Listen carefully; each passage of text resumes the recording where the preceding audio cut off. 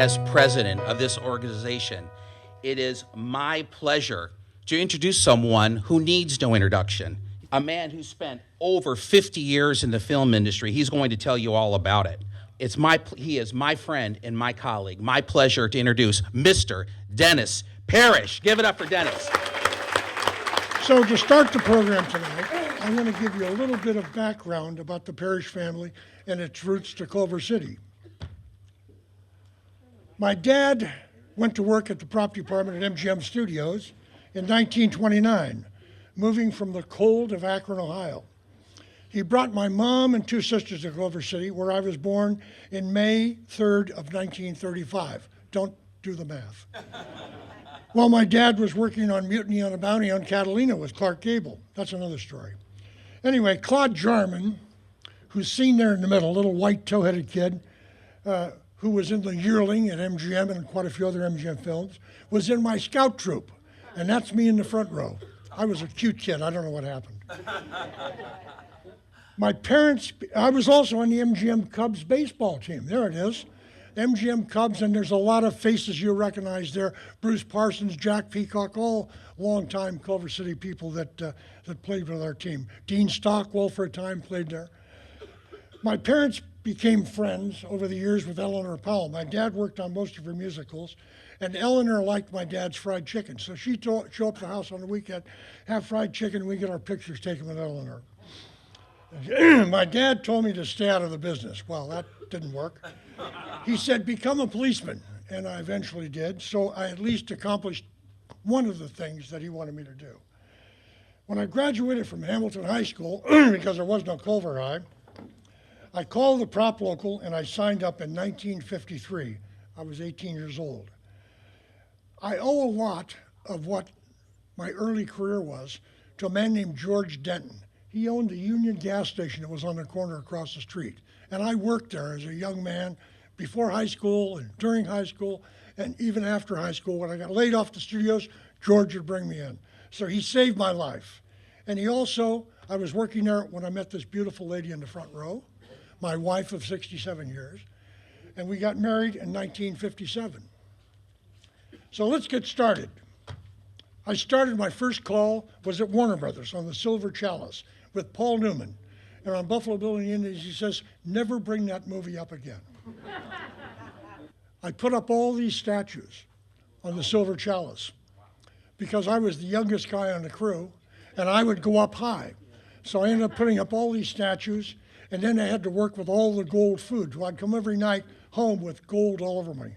That got us through the Silver Chalice. Then I worked on all the other films, including the Judy Garland film, A Star is Born. We had to duplicate the Coconut Grove in the studio because Judy couldn't work at night. She had to sleep during the day. I worked at a lot of other studios too,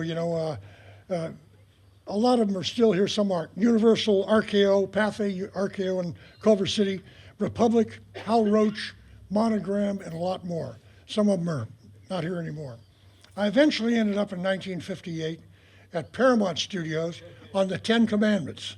And that's where I met Mickey Moore, Chico Day, and Henry Wilcoxon, and Cecil B. DeMille. One of my mentors, Chico Day, was the brother of Gilbert Rowland.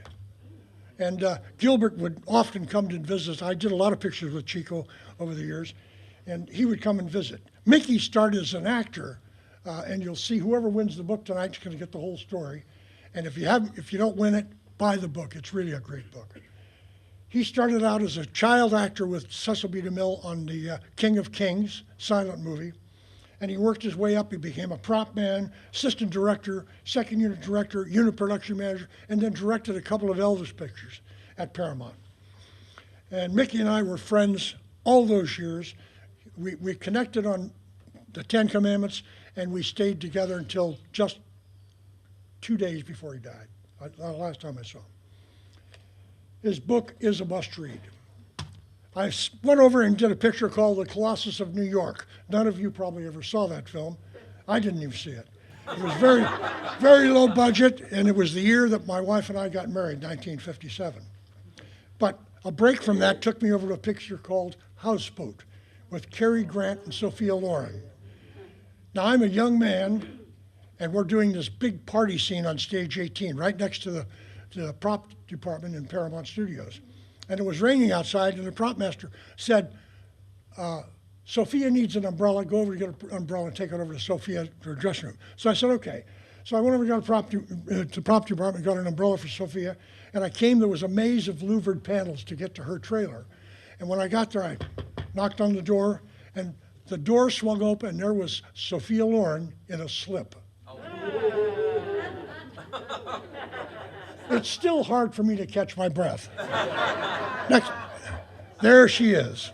What a beautiful girl she was, and she's Italian just like my wife. After that, I went on to a film called The Buccaneers with Cecil B. DeMille and Henry Wilcoxon producing, with Chuck Heston and Yul Brynner, and it was directed by Anthony Quinn. And at that point, Anthony Quinn was the son-in-law of Cecil B. DeMille. He was married to Cecil B. DeMille's daughter. Dwight Thompson was the prop master on the show, and he was very good. He did a lot of Westerns, and I worked with him on the pilot for Bonanza, also starring Lauren Green, who was in both the films. During that picture, towards the end, my daughter Hope was born on January 26, 1958. Don't do the math. I came to the studio the day after her birth, and I handed out cigars to everybody, and I was just so happy and going all around the studio, and I get back to the prop department that evening, and I was laid off.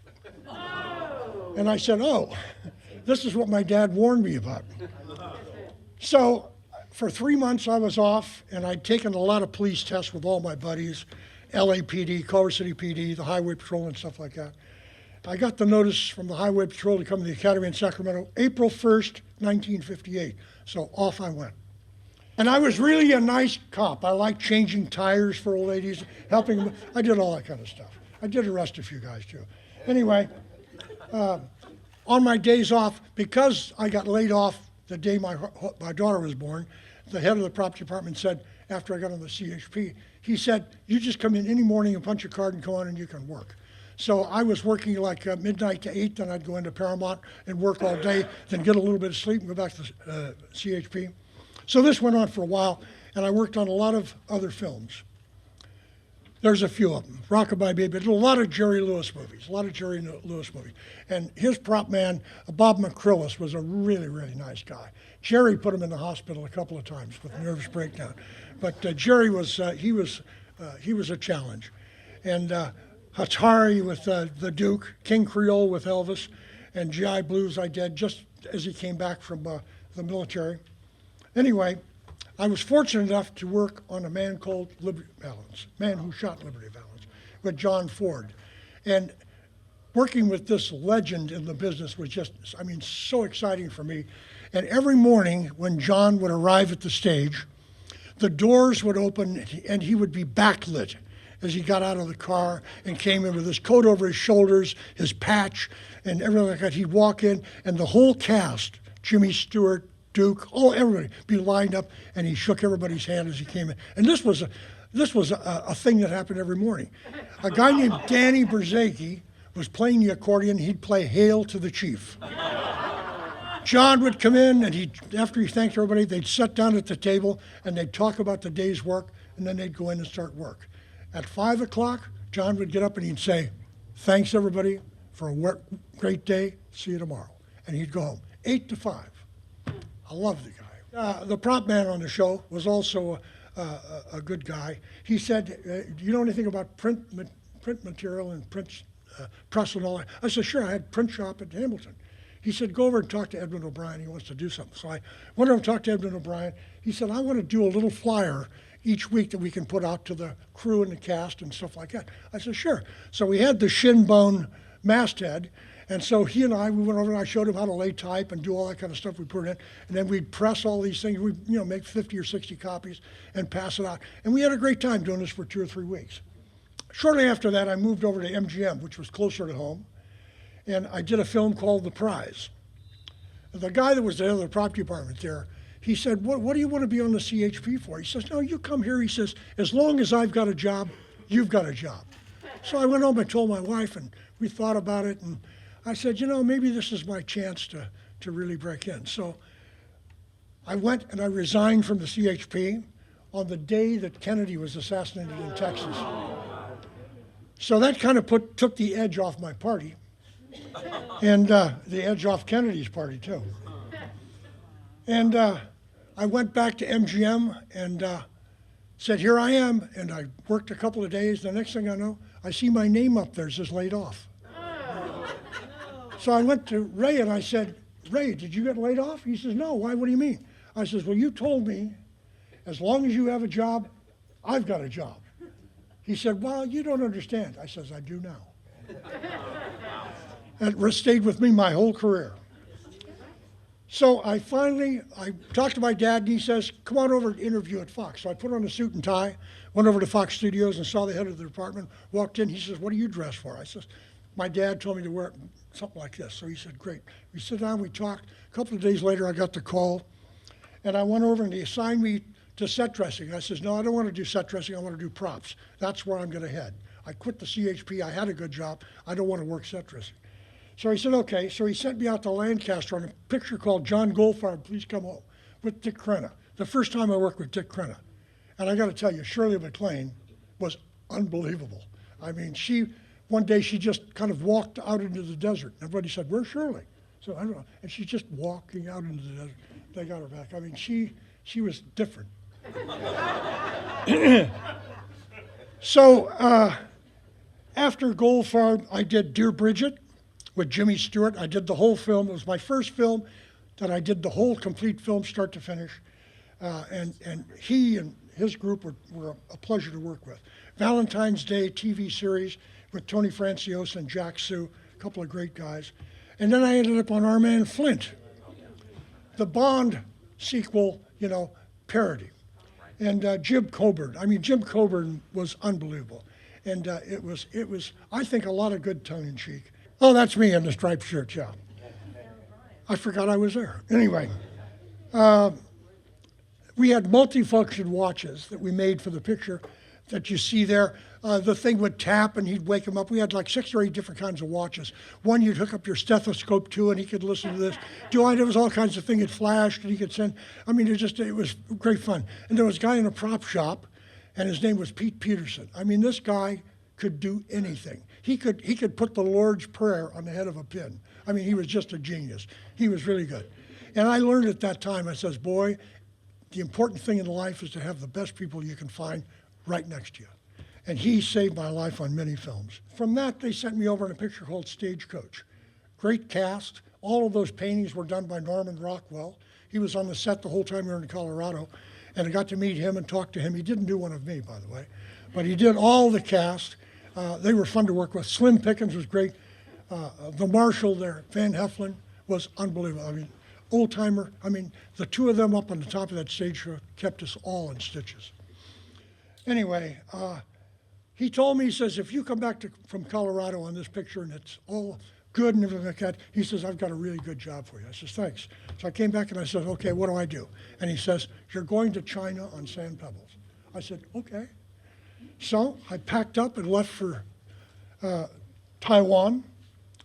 And I got there in 1965. We built this ship in Hong Kong, and it was built with a flat bottom. So if the wind came up, we were kind of like a cork. We just kind of, uncontrollable. And the engines, the props were built in a tunnel so that we wouldn't mess them up on the bottom, because the Tamsui River would go from 9 feet of water to sand. So we had to have it be able to sit flat so that we could still keep shooting, all the close stuff. So we had call sheets that would come out and say, if the wind's blowing from the east, we'll do this scene. If it's raining, we'll do this scene. If the tide's out, we'll do this scene. If the tide's up, and the call sheets were like almost as thick as as a newspaper. So anyway, the picture opens with Steve coming up the dock from this boat that comes in with a duffel bag. So I made up 2. I made up one that was really, had everything in it that a normal bag would have. And I made up one that hadn't had hardly anything in it, but looked full. And it was very lightweight. He says, I'll never use the lightweight one. I said, okay, fine. So he did about 2 takes coming up the dock and everything like that. Each time he comes up, he's a little lower. And so he says, where's that lightweight bag? I said, God, I tore it all apart. I didn't think you were going to use it. He said, oh, okay. So he goes back. I let him do one more take, and I sent for the lightweight bag, and I put it down. So when he came back, he thought it was still the heavy one. He picked it up and almost threw it because it was so light, and he looked at me and just shook his head. It was the start of a good relationship, and it got even better after that. The Parrish girls were offered work. They said, we need missionaries that can work both here and in Hong Kong, and your family, I know, is going with you. I said, sure, they can work. They ended up working months, and in the end, I think they made more money than I did. They worked with all the big guys. Steve, Dick Crenna, who's a wonderful guy. Dick used to do a thing, we were shooting on the ship, and they had the window open, and we had bullet hits all around it when they're coming up from this battle thing. And in between shots, Dick would go like this, like he was in a shooting gallery.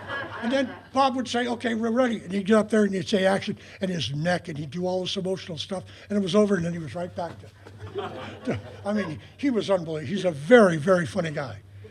And on that movie, we had deaths, we had births, we had divorces, we had marriages, we had everything going on in that movie. It went on and on and on. And we had such bad weather on that. Bob Wise would be stressed out because of all the weather problems and the overages, so my daughter Hope would give him a back rub. Now, the final battle was in Hong Kong, and we had all these junks lined up. They all had weapons on them. None of them had cannons. We had a cannon on the front of the San Pablo. So I'd distribute weapons and ammunition all along through the junks. And I'd get back, and all of a sudden they'd be screaming, more ammo, we need more ammo.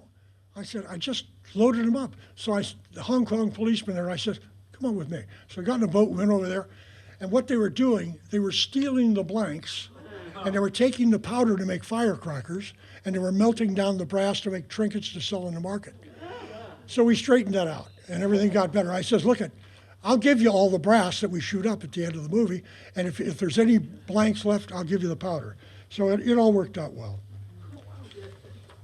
Ford Rainey, a wonderful guy. He's been in so many movies, and he loved my kids.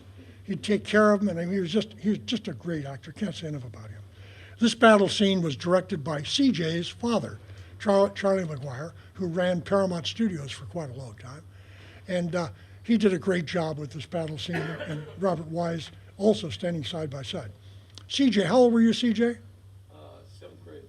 7th grade. How old were you? Do the math. 12. Yeah. 12. No, I put 11, but I wasn't sure. Anyway, when the first unit went back to L.A. to do all the interior stuff, we finished that. That Paul Chimpe over there became one of the friends. He became very popular with the girls. He used to come by the house all the time and have dinner. And so we got this battle going, and we finished it, and then I went home to L.A. My next film, my first film as a property master, was a film with George C. Scott, The Flim Flam Man. Larry Terman was the producer, and they said, go over to the producer's building and see Larry Terman in the office. He wants to meet you. I said, okay, fine. I went over there, and the first thing he says is, what is a prop man? So I said, oh, okay. I says, well, he handles everything that the actors handle and touch, anything that they take into their mouth, food, water, drinks, pills, anything that the actors have, all their personal props, their wristwatches, eyeglasses, rings, things in their pockets, their keys, their wallets, driver, everything, that's all props, plus animals and anything that depicts a mode of transportation. All weapons, from a slingshot to an A-bomb. I mean, we had it all. Any kind of gun, anything that would fire was all props.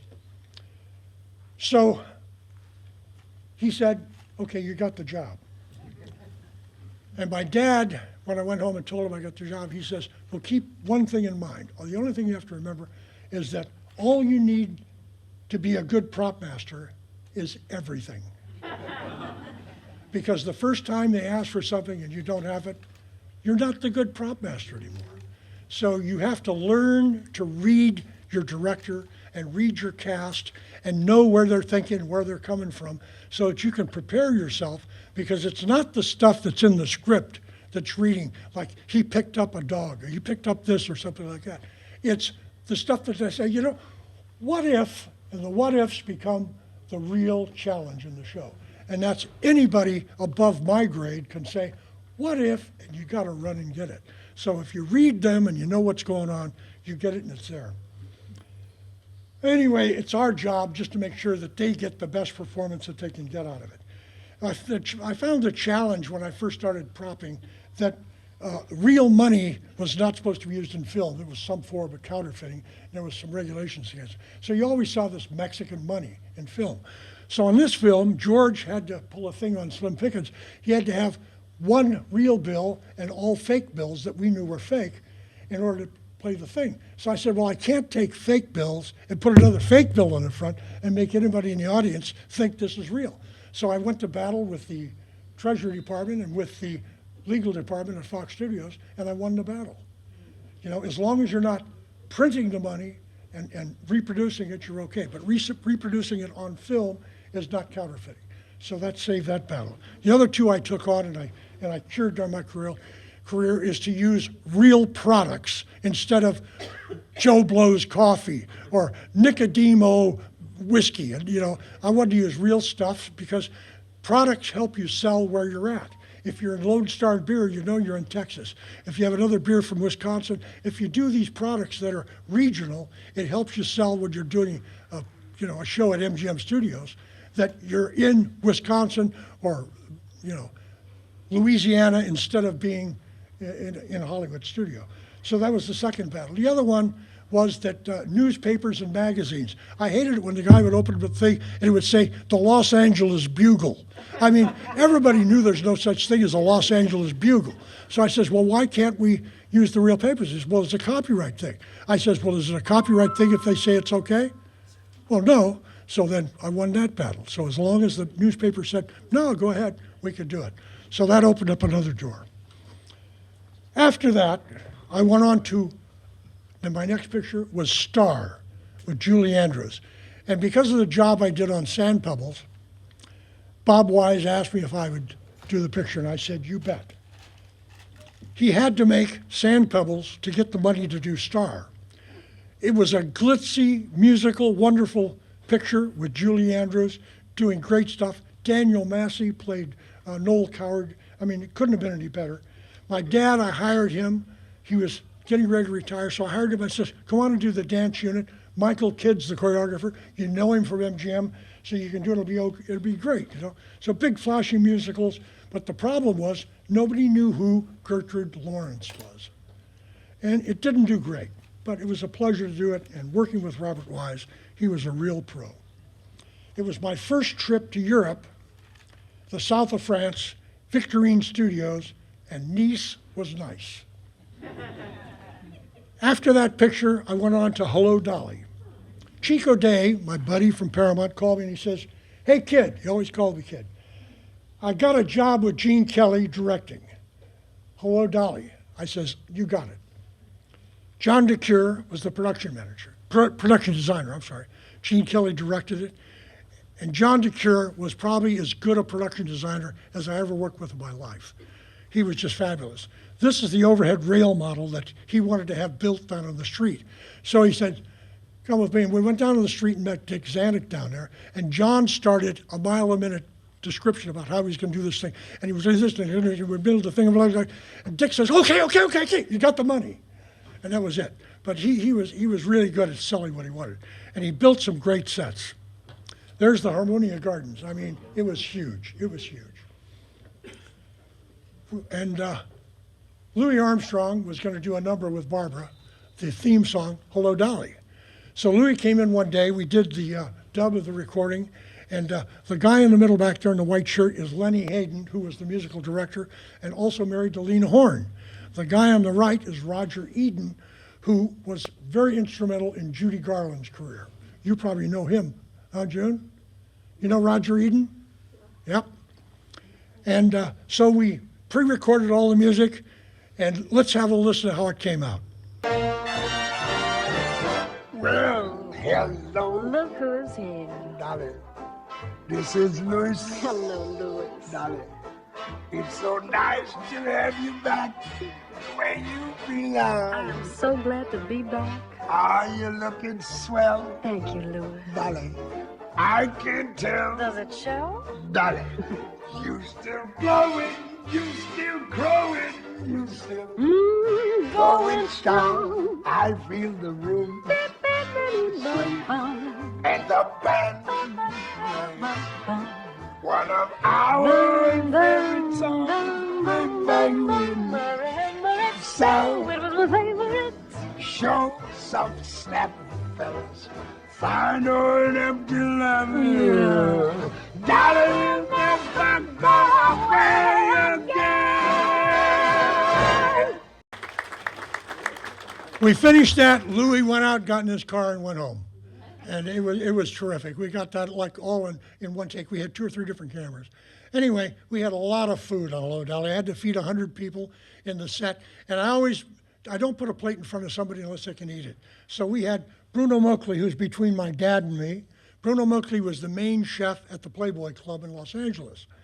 So I hired Bruno and I said, come in, I need you to help us with these trays to make them look great, make the food look great. And also I got a little problem with Barbara. She's got to do this speech where she's talking fast and eating to Walter, and Walter's head's going all around. He's trying to listen to this stuff. So I says, we got to come up with something that she can eat.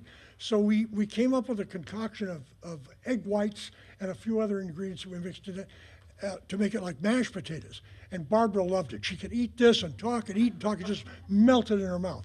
So that brings you to the point where whenever you're working with actors and you're putting things into their body, you have to know what their limitations are, their allergies are. I mean, it's not just like, here, have it, throw it down in front of them. There's a lot to it. So there's a lot of preparation that goes into these films that never gets on the screen.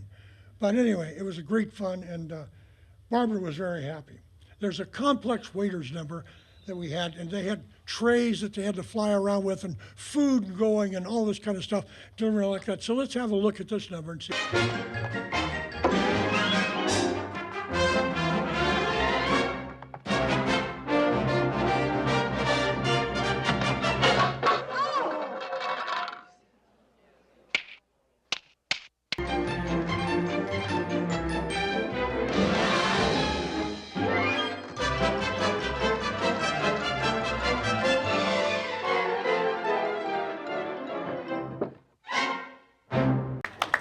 It looks easy when you see it here, but it was a lot of work.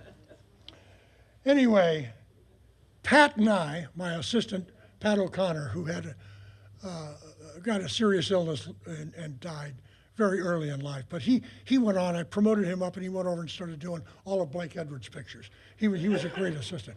But Barbara said there's nobody pushing this baggage cart but Dennis and Pat. So we got on the costumes, and we got down there. We pushed the thing, and it's Just Leave Everything to Me, I think was the number. Michael Kidd's in the foreground here. And so that was like one of the first films that I had to get costumed up for. The Dolly Parade. Now, if you look real hard, back there at the snare drummer, it's Mark Wanamaker. If anybody can pick him out, they'll win a book, one of Mark's books. Anyway, there was a lot to this. I mean, we had 6,000 people, 6,000 people on that street. And the Screen Extras Guild allowed us to have, they would hire 450 Screen Extras Guild people, and the rest of the people we could get off the street. So just dressing these people and doing the umbrellas and all the kind of stuff, and all the parade, I had to have special instruments, things of making the flag. I mean, if you see the picture, I can't tell it all, and John DeCure's trains in the background, and American flags and everything like that. And I had American flags everywhere.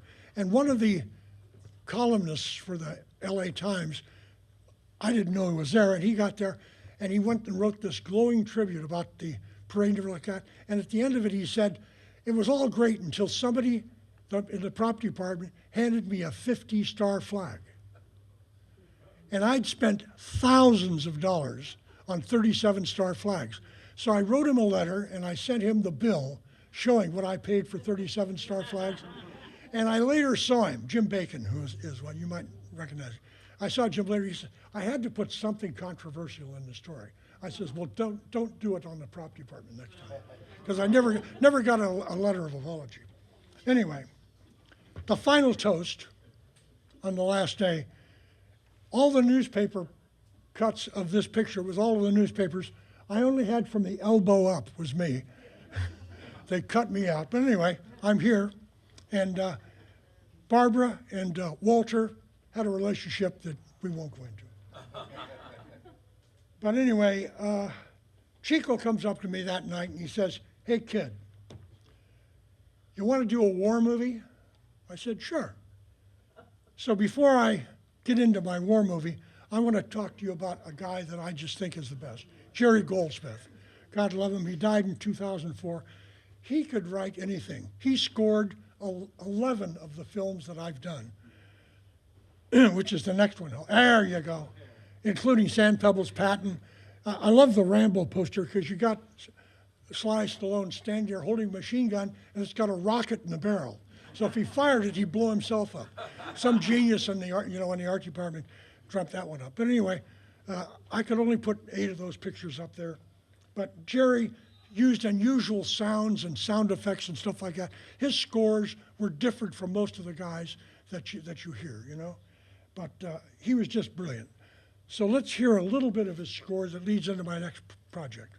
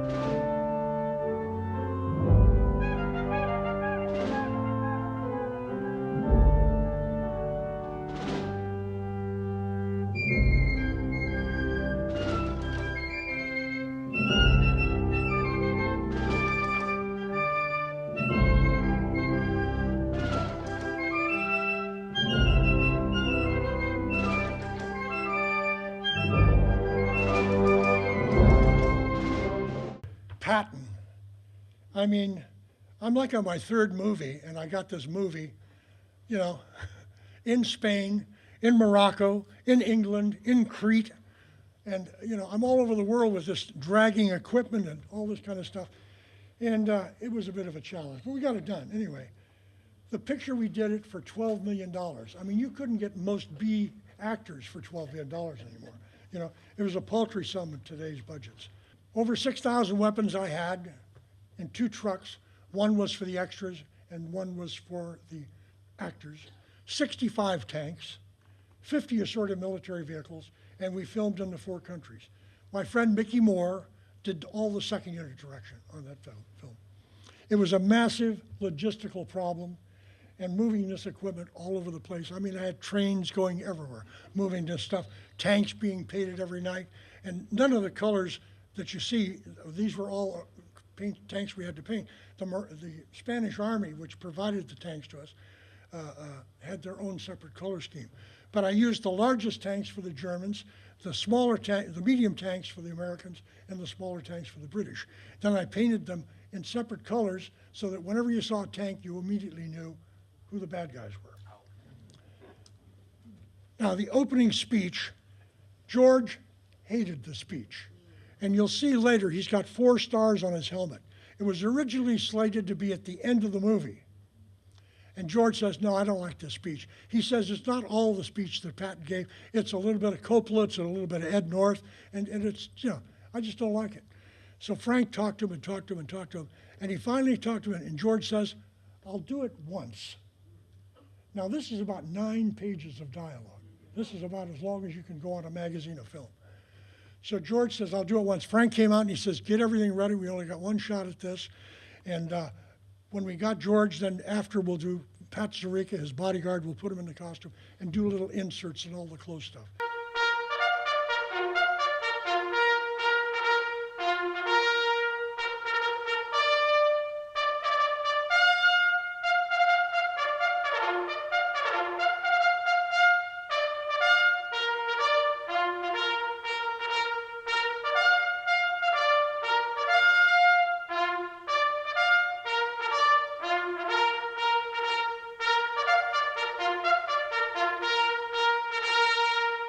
So that's the opening speech. George did it once, and it ended up becoming the opening of the movie. And then George liked it. He said, when I did the next picture with him, he said, I was wrong. He said it was a great opening. And I think you'll agree. The pistols. I made the pistols, the real pistols. He had 4 or 5 different pistols. These are 2 of the peacemakers that he used. And I made those up to look identical like that. And IMDb has got in their IMDb column that we actually used the pistols from the Patton Museum. I mean, I called the Patton Museum, and they were willing to give me anything, pictures, whatever like that. But there was no way they were going to let George Patton's real pistols go out to some 25-year-old prop man to drag them all over the world and hope that they would come back in any sort of shape. So I made all the pistols and we used them. We didn't have any, I never saw the real pistols.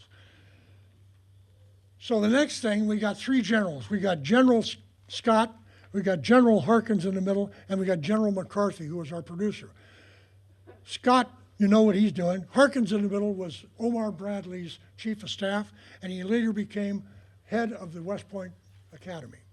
And I was driving him. He used to follow me around in my Jeep, and one day he said, could I drive the Jeep? And I said, yeah, why? He says, you know, all the time I was an officer, I never got to drive a Jeep. I says, fine, drive it. I says, and all the time I was in the service, I never got driven by a 3-star general. So we scratched each other back.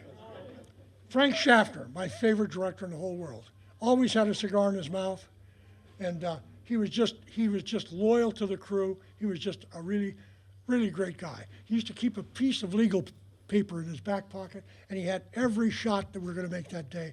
And when you come over and try to look at it, he'd hide it and put it back in his back pocket. He'd never let you get a glimpse of it. But he was terrific, and I'm going to have more time with him later. George and his dog, Willie, the pit bull. I mean, it's got to be the most stupid dog in the world. I mean, couldn't get this dog to do anything. You know, I'm trying to get it to do stuff, and it just, you know, it was. Anyway, we went to England, to Knutsford, England, to do a scene where George is apologizing or talking to the women of Knutsford. And there was a scene where the Pekingese had to scare Willie, and Willie would go hide around behind George. So I couldn't get the Pekingese to bark, and the trainer is right there holding her. I said, can't you get this dog to bark? He says, I don't know. He'd say, bark, Mr. Perkins, bark, Mr. I said, here, let me try it. So I blew in the dog's face, and the dog barked the hell out of it. So I said, okay, fine. Put the dog down. I got the pipe that you carry the camera on, and I got over there, and I blew in that dog's face, and that dog went like that. And Willie, he went right behind George. So we got the shot. So sometimes you have to do what you got to do. You know? The 6th Fleet landing. We had to pack up enough stuff on our aircraft to go over to Crete, the Isle of Crete, and do the 6th Fleet. We're doing their normal maneuvers there. And they allowed us to take the first 3 waves coming in of landing craft and dress the Marines in Army uniforms. Well, you can imagine how that went over with the Marines. So we got there like 4 o'clock in the morning. We were there, but we got out to the ship at about 4 o'clock in the morning, starting getting these guys all rigged up. And we had to do it in one day because the Marines have a schedule and that's it. Do it, and they don't wait for anyone.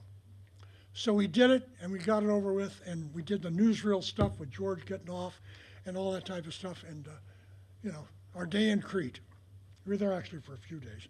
Then we did a scene with George directing traffic. Standing, nope. Nope. Go back. No, you're going the other way. There, no. Well, then go. Oh, okay. Oh, yeah, George was directing traffic standing on a 50-gallon drum. And he's out there and he's directing these tanks and he had them going in every different direction and he fell off the barrel. So I had to get him out of getting him out of the mud, getting him changed so that we could do some more takes. And then Frank liked it so well, he jumped up this thing for me. That's me in the Jeep. He wanted me to do this stunt, driving this Jeep through a big puddle with water going everywhere like that. So we got the shot, and I'll tell you why it's not in the film later. But anyway, we both got stuck in the mud. Frank would tell me, he'd say, go get a German uniform. Go get a British uniform. Go get an American uniform. I never knew what I was doing. I'd get back and he'd tell me what I had to do. Anyway, check out the guy driving the Jeep.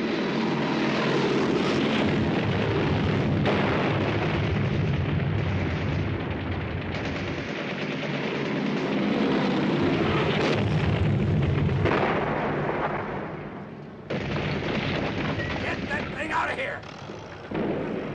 Come on, you bastards! Take a shot at me right in the nose! Get back in here, George. We need a corps commander, not a casualty.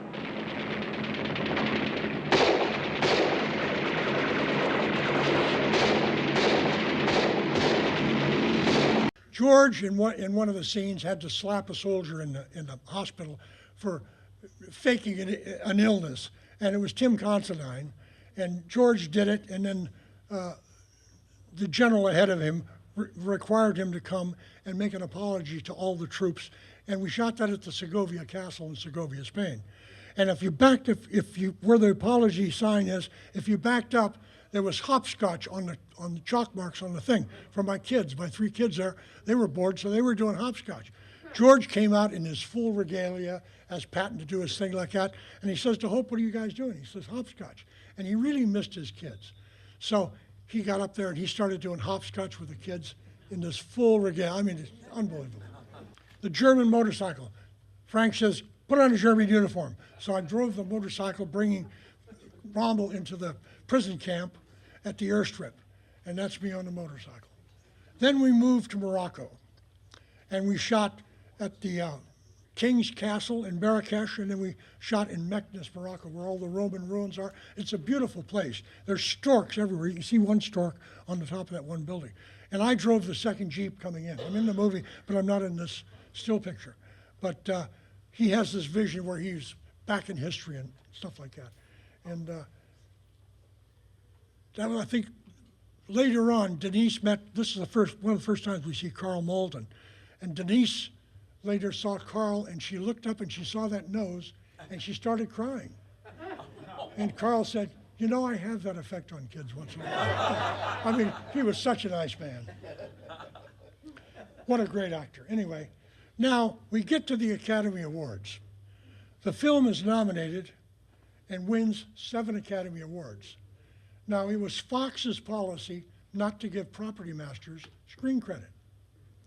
So I went to Frank and I said, "You know, I dressed half the sets in this picture," because Yuri came to me early on and said, "You know, the Spanish set decorator is just not kind of doing what I want, and he doesn't speak English." And he says, "Can you help us out?" I said, "Sure, anything you want." So we got this French guy, Thevenet, who came over, and he did the one set with the mirrored ceilings, and he says, "What is this, a bordello?" And that was one of the few sets I didn't do, but I did most all the other sets. So I said to Frank, I said, "If they won't give me credit as a prop master, give it to me as a set decorator." He said, "Such a good idea." Well, something fell through the cracks. I was off prepping something, and it happened. The Academy Awards came out, and art direction and set decoration won an Oscar. And this guy in Spain got an Oscar for hardly being there. And the Frenchman, for one set, got an Oscar. And I don't even have screen credit on the picture. But Abraxas Aaron got a screen credit, and that's the friggin' dog.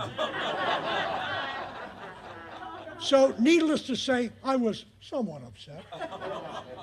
And I got over it. And so Larry Terman called me again, my buddy from the Flim Flam, and he says, "I want you to do The Great White Hope with James Earl Jones." I says, "Okay, but on one condition." He says, "What's that?" I says, "Get me screen credit on the film or I'm leaving Fox." He said, "Let me check." He came back and he says, "You got it." So Dennis Parrish, property master, the first prop master at Fox Studios to get screen credit. And now you sat there for 2 hours watching credits go by at the end of the picture. So it's probably my fault. We had a black effigy that in Benson, Arizona, we had to carry around, and they couldn't find an extra, strong enough and young enough to carry it. So that's me carrying the effigy. Anyway, you do what you got to do, right? It was my father's last film before he retired. He retired right after this. It was also Chester Morris's last film. You might remember it was Boston Blackie. I mean, this guy goes back for 1,000 years, but he was such a nice guy. And, it's a shame Anyway, Marty Ritt. Marty Ritt was the director of the film, and he fell in love with this scene in the park in Barcelona where Jim's opening up champagne. And I had 24 cases of Cliquot champagne, and I thought, well, I'm well prepared. He started every shot that day with the popping of the cork. By the end of the day, I'd gone through 115 bottles of champagne. And I never let Marty know that we, were short, and I had drivers going out all over Barcelona buying champagne. But, I never let him know where his under pressure. No, keep it, you can't let them know they're getting to you. Anyway, that led me to go back to Fox Studios, and it was closed. They ran out of money, they closed the studios, there was nobody there. And I wandered around the lot wrapping up that show and getting ready to do my next picture, which is going to be released by Fox, a little classic film called Vanishing Point. Dick Sarafian, great guy, a very underrated director, did it. And it was under a new program, $1 million and under. For $1 million and under the budget, you could do it with a very, very small crew. So I did the art direction, set decoration, and props, and even a little effects at times. But we had one interior set that we were going to shoot, which was this elaborate radio room that was tracing Kowalski as he's chasing all the way across from Colorado to L.A.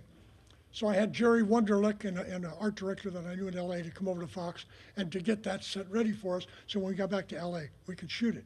But that's the only set I didn't do a movie. It was a good road picture. Sarafian directed. We had 5 Dodge Challengers, and it was all we could do to keep them running. They flew Dean Jagger in. We were shooting out in the middle of nowhere, and this little plane lands on a dirt road, and it's Dean Jagger. He gets out, put him in costume, and he comes over, and I got this basket of snakes, and we had them all fixed so they couldn't bite him. And Dean would work with these snakes, and everything like that. I even had a couple hanging around my neck. And so we got the shots with Dean and Sarafian, who I say is very, underrated director, and he was married to Bob Altman's sister.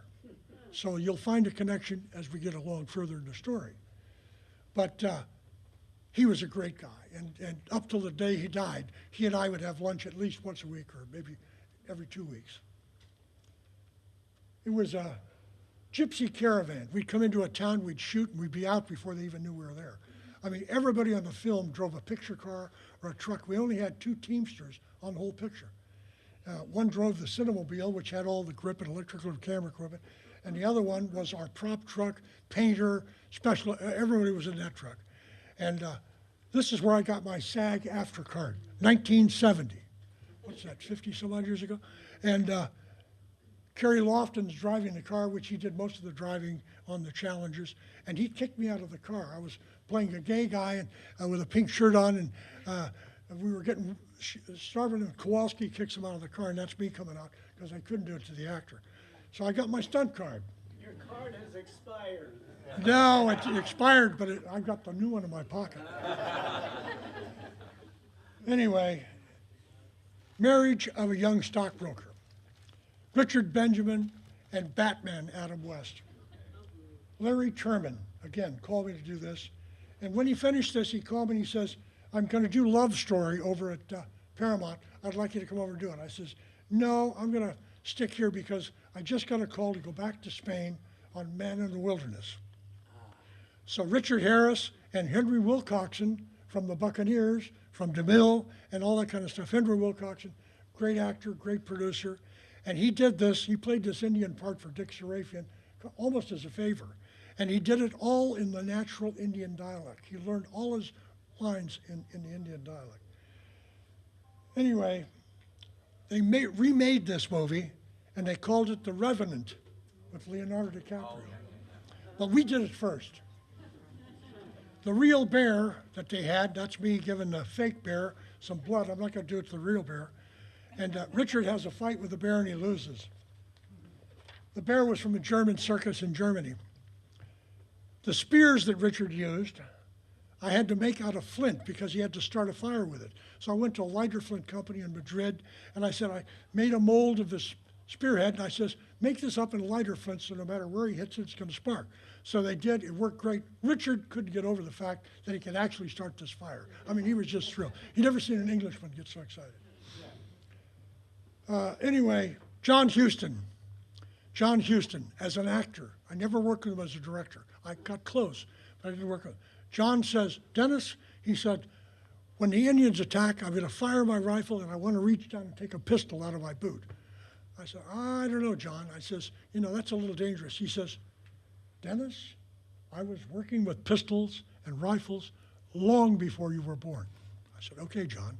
So just to safety it, I gave him a very light load. It's flintlocks, so it's powder, and it's the flint thing that lights another, and it's an old-fashioned, real old-fashioned thing. I brought it up, he says, in the boot. So I put it in his boot. I said, okay, you're ready. Let's go. So they got down, they rolled the camera, and I heard click, click. And I said, God, he cocked the pistol. So I was about to stop the camera from shooting, and he yelled action, and he went, he started, and he fired his gun and everything like that. After he fires his gun, I couldn't tell from down below, because we were down below, whether the butt of the rifle hit the pistol or if it went off, but it went off in his boot. So I got up, when the shot was over, I got up there and I picked up my weapons, never said a word to John, picked up all the stuff, cleared it up, took it all down, never said a word from then on with John. And he's up there taking his boot off in his smoking sock. Fortunately, he wasn't hurt because I did put a light load in there, but thank God I did.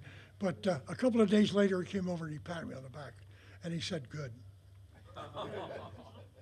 Snow and mud. We'd start in the morning, and the ground was frozen.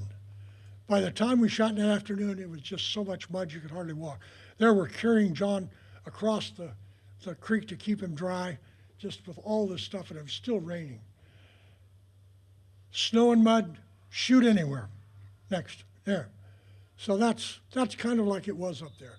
And we built this ship. We built that ship. Dick Parker, special effects man who is from here, but lives in Spain. He built the ship, and we outfitted with the guns and the cannon and all that type of stuff. And then we had, when the snow started melting, we'd have to box up the snow and take it and move it over to where we're shooting, so the stuff with the lights would make it melt. I mean, it's not all autographs and sunglasses, trust me. So the final scene is when Richard comes to get his rifle, and John's got it, and now that rifle is in my house on the wall. And about that time, well, I'll tell you this. Mudo was a painter. I had a painter on all the films I did in Spain. His name was Mudo. He was a deaf mute, but he was the best painter, standby painter that you could ever find. He could do everything. He did my wife's scroll of her family scroll from Italy for the Castelluccio family.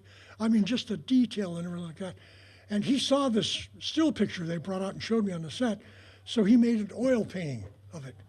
And they presented it to me at the end of the film. I mean, it was a very nice thing. I very, very much appreciate it. That's your rabbit snare. That's my rabbit snare. Anyway, going back, we were sitting in the bar one night having a poker game with John Huston and Dick and Serafian and all of us, the makeup guy and the costume guy. And it was getting pretty heated. And John he's a poker player. So he says to me, he says, Dennis, if I was you, I'd go to the bar. I said, okay, John, I heard it. He cleaned everyone out. He took the points for the participation points for the film away from Serafian, and he took them away from the actor. I mean, he cleaned everybody out. And I said, thank you, John. This leads me to a film, who knows if it should have ever been made, Portnoy's Complaint. But I had a great trip. I got to go to Tel Aviv, I got to go to Vermont, I got to go to Rome, I got to go to New York. It was a great location picture. But, anyway, Ernie Lehman, who wrote the screenplay for Hello Dolly and Virginia Woolf and a lot of other pictures, he was the writer of this and the director. It was his first and last job as a director. He was a terrific writer. That leads me to Rage, George C. Scott. George calls and says, I'm going to direct this little picture in Arizona, and I'd like you to do it. And Chico Day was on it. So I said, I'd love to. So we go down to Benson, Arizona. We shoot in a hospital and all over the place. And the company held us to a 12-hour guarantee. They said, George is a new director, so we're going to give everybody a 12-hour guarantee, and then after that it's negotiable. So we all made 12-hour guarantees, and George shot 8-hour days. The company went nuts. They were paying us for 12, and we were working 8. We were back in the bar at 9 o'clock at night. And so they tried to renegotiate our deal, and we said no. A thief who came to dinner, Ryan O'Neal, Jacqueline Bissett, who was at that time the girlfriend of Mike Saracen, who did the Flim Flam Man. So I'm getting, so I know a lot of these people as they come around. Jackie Bissett is another Sophia Loren. I mean, she was well put together. Ryan, he's good. My dad did Peyton Place at Fox, and so I knew Ryan pretty well. Anyway, it was a cup of tea movie. Next, another little one, Papillon. Frank Shafter called me and says, we're going to Spain, France, and Jamaica and shoot Papillon. I said, fine, sounds good. It was a French company called Les Films Corona. And I got over to Spain, I'm prepping in Spain, and my wife calls me, she says, these checks are bouncing. I said, what do you mean? She says, no, I've taken 3 or 4 checks down, they're all bouncing. So I called the production office in Jamaica, and I said, what's happening with these checks? And they said, oh, we're having some problem, but we're going to get it straightened out. So anyway, in the end, I went 14 weeks without salary. And I couldn't leave the show because all my personal equipment was in bond in Jamaica. And if I quit the picture, it'd probably still be sitting there today. So we shot the French and the Spanish locations. Look at this, 100 or so guys, stark naked in the middle of winter in the south of France. And the warden is giving the speech, and the warden is Dalton Trumbo, who wrote the screenplay. You'll see him later. We did all of these street scenes and a lot of other stuff in France, south of France, and the north of Spain. And then we got ready to fly to Jamaica. They put us on a charter flight called Spantex. And I called the producer and I says, the Spanish crew is refusing to get on the plane unless you come down and give them return seat tickets. So I said, okay. So he came down and he goes up with his credit card and he gives all these, we're still without pay. And he gives all of them return trip tickets, which he buys on his American Express. And I said, oh, by the way, there was one other condition. You're flying on the charter with us. This is Ted Richmond. And he had a first class ticket to go on the best airline to fly down to Jamaica and have the good food. And we're on this charter flight with all the equipment up front, and you gotta stand up here or the plane won't get off the ground. I mean, it was a lot of work. Dalton Trumbo and Henri Charrier, who wrote the book, were both there. Charrier came to Jamaica and watched us. He looked 10 years younger than McQueen. And Dalton Trumbo played the warden. Dustin Hoffman's eyeglasses. This is another challenge. I mean, I had every different kind of pairs of glasses. They had to have a broken thing over here, a broken thing there. These glasses were split in half so that he could fold them up and put them in a tube so that they wouldn't find them. I mean, we just had this whole thing going on with the glasses. And I got him to go to my eye doctor, and we got contact lenses for him so that when he put on these heavy glasses, he could see perfectly. And it was one of the first times that had been done in film. So you gotta be creative and help your actors out wherever you can, you know? Then we do the croc fight.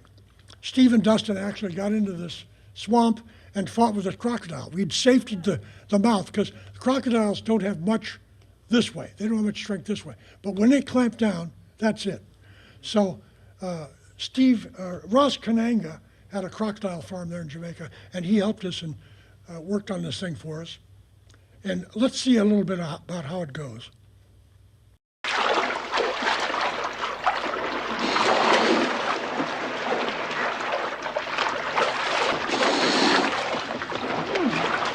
try the tail. Okay, now you try the head. Grab him. He's dead. Still talking. The last thing we shot was this Indian village, and Dalton Trumbo got sick, and he hadn't finished the dialogue and stuff for the Indian village.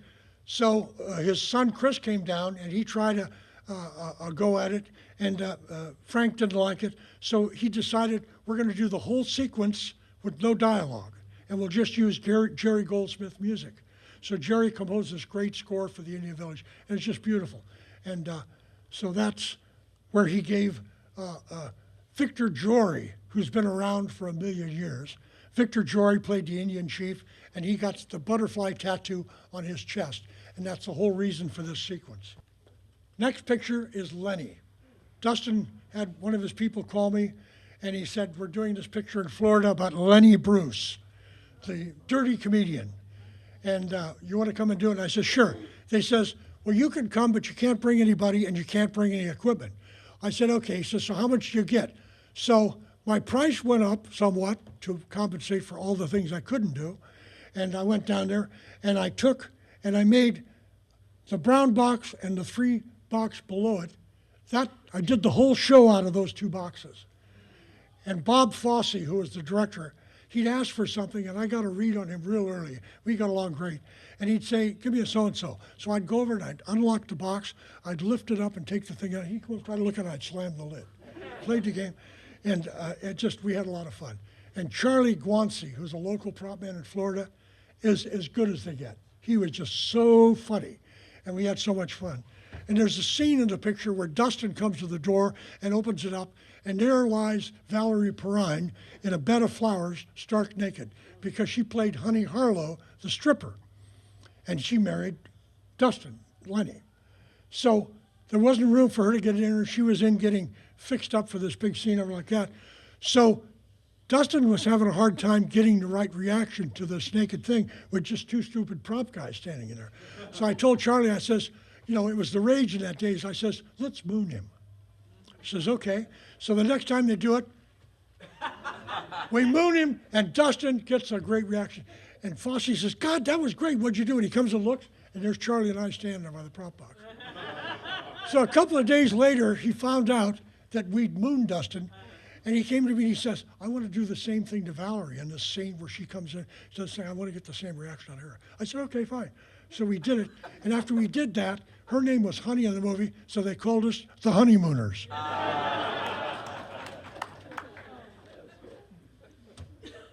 Fosse, I never saw him smoke a cigarette, but he never was out one in his mouth. He always had the cigarette. Look at this one up there. There would be just enough left for him to grab the cigarette, take it out, and light another one. I mean, it was a 24-hour. He went through 4 or 5 packs of cigarettes a day, and I provided him. And fortunately, it was the brand I smoked also, Camels, which was good. But all of these, I never saw him take a drag on a cigarette and blow any smoke out. It was just something that he needed that security blanket. But he was as talented and as thoughtful as Bob Wise was. And he had done cabaret, and I loved cabaret. Liza came to the set one day. She was working at the Fontainebleau, I believe, and she was doing her show, and she invited a small group of us to come and see her show. So about 8 of us showed up at her show with Fosse, and we're sitting at the best table in the house, right at the screen. She played the whole show to us. I mean, it was the Bob Fosse night. And her show ran over about an hour, and the people outside waiting for the next show were going crazy. They're banging on the doors, and we're like, she didn't care. She played it to Bob, and she just loved Bob Fosse. Neil Simon. I did 2, 4, 6 pictures with Neil Simon. I just love him. He's really talented writer. He's on the set all the time. You never change a word in a Neil Simon movie unless he approves of it. He's very, very, protective of his material. And the first one I did with him was Prisoner of Second Avenue. Now this is Jack Lemmon and Anne Bancroft, AKA Anne Italiano was her real name, and she was married to Mel Brooks. So Anne, one day, she walks up to me and she says, Mel's coming to get me tonight. I want you to meet him because he's doing this film called Young Frankenstein, and I want you to do it. I said, well, I'm already booked for the next one, but Jack Marino, who was my assistant, I says, Jack could do it. She says, okay, great. So the big theme of the picture is that he's having a battle with his upstairs neighbor, and the upstairs neighbor at the end of each battle throws down and hits him with a bucket of water. So I'm up on the floor above him, and I'm standing on a ledge like that with a rope around my waist. This is OSHA approved, of course. the rope around my waist, so if I start to fall, Wally Stockland, the New York prop guy, can pull me in. And Jack says, I've got a cold, so let's try to hold this to a minimum. Let's not do a lot of takes of this. I says, I'll do my best, Jack. So each time, bam, I hit him right in the face. And so let's see what it looks like. And if you don't shut up, you'll get more of the same. Aha! With what? Where are you gonna get the water? Where's your water, big mouth? Now, will you get out of there? Look, I'm sorry, my wife didn't really... Academy Award winners Jack Lemmon and Anne Bancroft. So Jack, at the end of the day, he was so thankful that I could hit him and just hit him the minimum amount of times, one time each take, that he talked to Earl Wilson when he was out that night, Earl Wilson, the LA Times. And he told him this whole story about this prop guy standing up on a ledge with a rope around his waist, and he's throwing buckets of water at him all day and never missed him. And it ended up in Earl's column, and that was very nice. I enjoyed that. So I thanked Jack for a long time on that one. Sly Stallone, one of his very early films. And the theme is that Jack's walking through the park, and he bumps into Sly, and he thinks Sly's taking his wallet. So he chases Sly all over the park, gets him down, and he says, give my wallet, give my wallet. And he gets the wallet away from him, and he goes home and he shows it to Annie. He says, tried to get my wallet. He says, but I got it back. She says, that's not your wallet. So he mugged Stallone. Wind and the Lion. Jerry Goldsmith's music.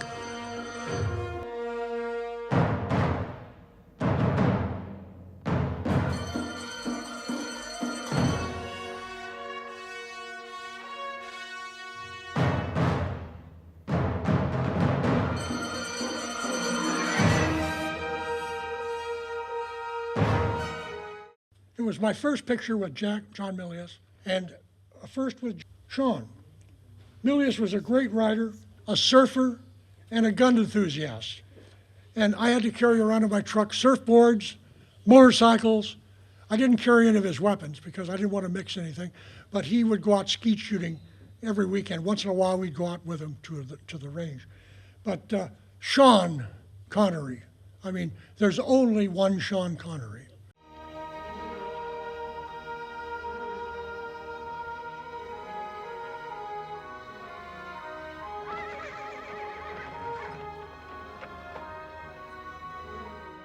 Sean lived in his Volkswagen bus that had the top that goes up, and he lived in that because he didn't want to, it was way out away from nowhere. So I would go, there was a golf course about 1.5 miles away, so I'd go and get a bucket of balls, and he and I would hit balls off the cliff, and then I got the local kids to go down and pick up the balls and we'd have them the next day. I mean, he was a hell of a golfer. And for the picture, I made up 4 swords. And Milius wanted them like a samurai sword because he had a kind of a fixation with samurais. So I made up 4, and at the end of the picture, the 4 swords went to me, Terry Leonard, the stunt coordinator, Dick Lamont, the costumer, and we still have them. There's my sword there. Brian Keith and John Huston. Brian Keith, you couldn't be a better Teddy Roosevelt than Brian Keith. I mean, he was just fabulous. And Milius was writing, did him a lot of good. John Huston played the Secretary of State. While he was there, he asked me, he says, I want you to come down to Morocco and do The Man Who Would Be King with Sean. I said, another time. I said, I'm booked up already. The Sharif, Milius is writing. They're coming down from the Kalahora Castle and they're talking. And Sean says, Sharif, he says, where exactly is it that we are going? The Sharif says, a village east of Vervat. And Sean says, that is good. Sharif says, what is good? He says, it is good to know where you are going. Typical Milius. Then I went to work with Herb Ross. I did 7 pictures with Herb Ross. 6 of them were with Neil Simon. So the first one I did with Herbert was the Sunshine Boys with Walter Matthau and George Burns. Originally it was going to be Jack Benny, but he passed away, and so George stepped in and took the job. My dad did the Burns and Allen show, so I knew George, I knew him to talk to him. When we did the first rehearsal at the table, George knew all the lines. He knew everybody's lines, and Herb kept saying, open your script, George. He said, no. He knew everybody's line. Unbelievable guy. There was one actor that played George's son, who I won't mention his name, but Herb comes to me the first day and he says, "Oh, this guy's driving me crazy." I said, "Don't feel bad. He's driving me crazy too. He wants prop and prop and prop and prop and prop." So he said, "What do I do?" I says, "Get rid of him and get Dick Benjamin." "Oh," he said, "that's great. I did Last of Sheila with him." So he called Dick Benjamin. The next day, Dick Benjamin shows up. And he did a great job. Walter and George were priceless in the film. George just, I mean, he was everything you'd want in the opposite play with Walter Matthau. The Friars Roast. While we were in New York, they had a Friars Roast for George and Walter, and my wife and I were lucky enough to be invited. So we were at the table with Dom DeLuise and his wife, who played George's daughter, and it was, I mean, the who's who of New York was at the Friars Roast, and they're all part of the Friars Club. So I got all the guys at our table to sign the book and everything like that, and it was a great experience for this little gas station attendant from Culver City. The next thing I did was Buffalo Bill and the Indians with Paul Newman. Never remind him he did Silver Chalice. Tony Masters was the production designer who did Papillon. And after I'd accepted the picture with Bob Altman, Shafter called me and said, "I'm going to do Islands in the Stream. I need you for this picture." I says, "I've already committed to Bob Altman to do Buffalo Bill." Bob gave me Steve, his son, who had long hair and no shoes, and he says, "Make a prop man out of him." I said, "I'll try." So about a week after he went working with me, I got him to put shoes on, I got him to cut his hair, and he came up to me one day and he said, "You got to get rid of Steve." I says, "Why?" He says, "No, just fire Steve." I said, "Well, Steve doesn't work for you, Bob. He works for me. I work for you. So if you fire Steve, you mean you're gonna fire me. So if we both go, that's fine. He just looked at me and turned around and walked away. And that was it. Never bothered me again. So Steve stayed on, and he became a very successful production designer. So maybe I did a decent job bringing him up. The next show was Welcome to L.A. Illustrious cast: Lauren Hutton, Sissy Spacek, John Considine, Vivica Linfors, I mean, Denver Pyle, I mean, Sally Kellerman, Keith Kerr. You know, Altman was like a light to moths. I mean, you turned the light on, and just anybody would come and work on his pictures. They just loved working with Bob Altman. And then I did The Late Show.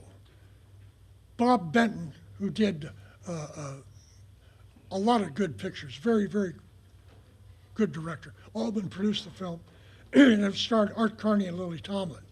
Lily was kind of new to the game, and she said, "There's a scene where you need a cat for the movie, and the cat is in the picture." She said, "I want to use my cat."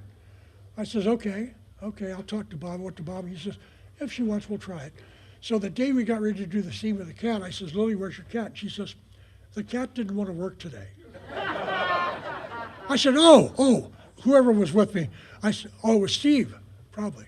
I sent him down to the house, and I picked up my cat, Smokey. And I had a thing with Smokey. When I want Smokey at night, I just hit on the tin can, and boy, he'd come running. So I put Smokey in, and he's supposed to be covering this gun, so that when he's called, he gets up and it reveals the pistol. And that's the scene. So I put Smokey in there, tick, tick, tick with the can. Smokey got up, looked around, walked off, and one shot in the can. You can see that my cat just loved working with Lily. He said, "I need a picture of a young starlet with Howard and Art for the mirror. So when we start the movie, we go all around the room, we come, and we end up on this picture. So who better to put in there but my wife?" So that's Willie. That's Willie. The only beautiful starlet I know. Mom, we're only to 1976. Yeah, March or Die. Filmed in Spain, Morocco, and Yuma, Arizona. Jerry Buckheimer produced it. Good cast. Catherine Deneuve.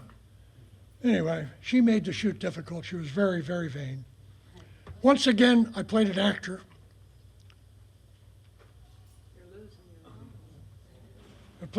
Gene Hackman fell off his horse, and they had to relocate the film to Yuma, Arizona. And I told them I wasn't going, and they had to do it without me. The Goodbye Girl, another Herb Ross film. Richard Dreyfuss won an Oscar for this picture. Young Quinn Cummings, who was 9 years old, her father died during the time we were filming this picture, so I kind of became the set father for Quinn, and she kind of hung around with me a lot, and my girls. Matilda. Robert Mitchum, directed by Daniel Mann, who did Our Man Flint, and with a guy in a kangaroo suit. I mean, how's that going to miss? So Waltman called me and said, I'm going to do a wedding in Chicago, and we're going to take over Aleka Armour's mansion, and we're going to do that. So I ended up going back there, and I had to redo the whole interior of the mansion because we didn't want to do anything to hurt Aleka Armour's furniture. We had a great cast, 48 people. You can see they're all numbered out there so you can read them. And I had a backyard, and I had to have this tent up for 3 months. And it was a pleasure to work with John Cromwell and Lillian Gish. It was her 100th film. And that was very exciting for me. My daughter Cindy and my daughter Denise played maids in the movie. Zanuck visited the set too when they were doing a stockbrokers meeting in Chicago with Grace Kelly, so I got to meet Grace Kelly. California Suite. This is 4 stories, all separate, they don't connect, and 4 different casts. The first cast was Richard Pryor and Bill Cosby. Richard never showed up on time. Every day he was late. So after a series of late days, he got in one morning late, and Bill Cosby says, give us a minute. So he walked off stage with Pryor, and I don't know what he told him, but Richard was never late again. Maggie Smith. She has a scene after the Oscars, and she's roaming the halls of the Beverly Hills Hotel, and she's looking for stuff to eat, and she's supposed to pick up this bagel off the tray and take it and eat it. Herbert comes down the hallway, and he says, Dennis, where'd you get this bagel? I says, the New Yorker Bakery. He says, this is not right. Get the right ones. So I said, okay. So I go to his wife, Nora. I says, what's wrong with the bagel? She says, he likes them with a bigger hole. I said, oh, okay. So I take the bagels around behind the set, and I make the hole bigger. I bring it back, and he says, now that's a bagel. Walter had a nude girl in the bed, and Alan Alda and Jane Fonda were nice people to work with. But that brings us to Bloodline. Great cast, great trip. Munich, Rome, Sardinia, London, New York, Paris. I mean, and I did the trip 3 times. 1 time to scout the locations, 2nd time to prep everything, 3rd time to shoot it. I mean, it was a great travel show, but they probably can't. How many people saw that movie? You see what? Oh, see what I mean? But I enjoyed it. It was great. And I had dinner with Audrey Hepburn and Givenchy, Hubert Givenchy, at Maxim's restaurant in Paris, which was quite a thrill for me because he did her costumes. December fog, as we left, my wife and I, the 23rd of December, we got on a Lufthansa flight to go to London. It's fogged in, you can't get in. So Lufthansa drops us in the middle of a field in Amsterdam, and we finally made our way home. We got home Christmas Day. The Jerk. Somebody was talking about The Jerk. This was all the stuff. I had a bunch of stuff for Steve to pick, and he goes, all I need is this. That's all I need. I don't need anything. All I need is this. I don't need anything more. All I need is, so we finally decided all the stuff we needed. I took a Polaroid of it, and it ended up becoming the poster for the picture. So you never know what you do, how it's going to be handled. Product placement was a very touchy thing in this. Carl had the scene written where he says, opening the picture, and he says, I have to do this, and all I have to do is swallow my pride. And he was taking out a bottle of Pride furniture polish and drink it. And I said, I don't think that's going to fly, Carl. He said, well, see what you can do. So I called them, and they said, if you do that, we'll own your company. So I said, okay. So he had to change the lines of dialogue. And that's where I got into a thing. We finally came up with a product placement thing to say any product that's depicted in the manner to which it was designed, you can use, and you don't have to have permission. But if you do anything beyond what it was supposed to be used at, then it becomes a little iffy. The Optigrab glasses, I had hundreds of those. Steve made them, you pull them off, but it made Carl Reiner and everybody else cross-eyed. So they sued him and he lost all his money. Steve is not a wild and crazy guy, only when you say action. He's very quiet, very sedate, very businesslike, but they say action, he becomes this wild and crazy guy. Emmett Walsh, Culver City resident, lived on Motor Avenue, just passed away. Emmett played the sniper in the picture. He's been in a million films. Carl says, I need to have a big bottle of wine that Steve's having a hard time pouring into a glass at the tennis courts. I said, well, I got an idea. Why don't I do a water cooler thing with the thing, and you pull out Corinthian crystal out of that, and you got red and white, Rothschild wine. He said, I like that. So I came and got it. He loved it so much he took it home. Carl was very creative and also open to suggestions. And besides that, he was the best friend of Mel Brooks.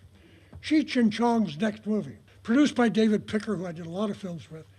And Cheech said, we only wrote the script to get the green light. And now we're going to do whatever we want, and we'll just think about it as we go along. So Tommy and I and King Baggett, the cameraman, are sitting there thinking about what to do next. There was a lot of those moments. Then Tommy says, we got this Bible salesman thing, and would you like to be a Bible salesman with this guy? And this guy's rattling off trying to sell this Bible a mile a minute, and all I need you to do is do the stuff, sell the Bible and present it, all that kind of stuff. So I said, great. So we shot it, went to Daly's, and Tommy said, this will never be in the movie, it's too funny. I said, oh, okay. So they put it in the coming attractions, and here it is. War and pestilence. Are you ready for the end of time? So the next thing we did was The Lone Ranger. Bill Fraker and Laszlo Kovacs, two cameramen that you couldn't touch anywhere. Clinton Spilsbury, first timer. We tested him 3 times and they still hired him. He couldn't ride, he couldn't act, he couldn't shoot, and he was dubbed by James Keach. I mean, the only thing he did, it was like a cutout. He was really a nice guy and he was very handsome, but he just couldn't act. I knew Bill Fraker when he was a camera assistant. My dad was doing the original Lone Ranger with Clayton Moore at General Service Studios. And Bill Fraker was a camera assistant, pulling focus. Then he got to be this really hotshot guy. Pennies from Heaven, another one with Herbert. Steve Martin, second picture with Steve. Period props, I had to have all kinds of period stuff, get all these companies to help me get all this, the old labels and stuff like that. And lots of great dance numbers. Steve worked very hard on that, he really did. And we did the schoolroom number where I had to come up with desks for these kids to dance on, to play, do the thing. And you'll see it in the number, but it was really a challenge. Small instruments, miniature instruments for all these kids so they could do all this thing and make the band. But let's have a look and see how it goes. Quiet.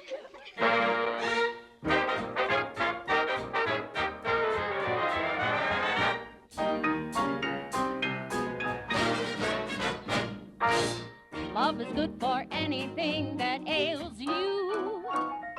Baby, there is nothing love can't do. Love is good for anything that ails you. How's about a sweet romance or two? A kiss will pep you up, a little hug will step you up. If dreams have kept you up, you don't need pills, you need thrills. Love's a precious thing that never fails you. Love is good for anything that ails you.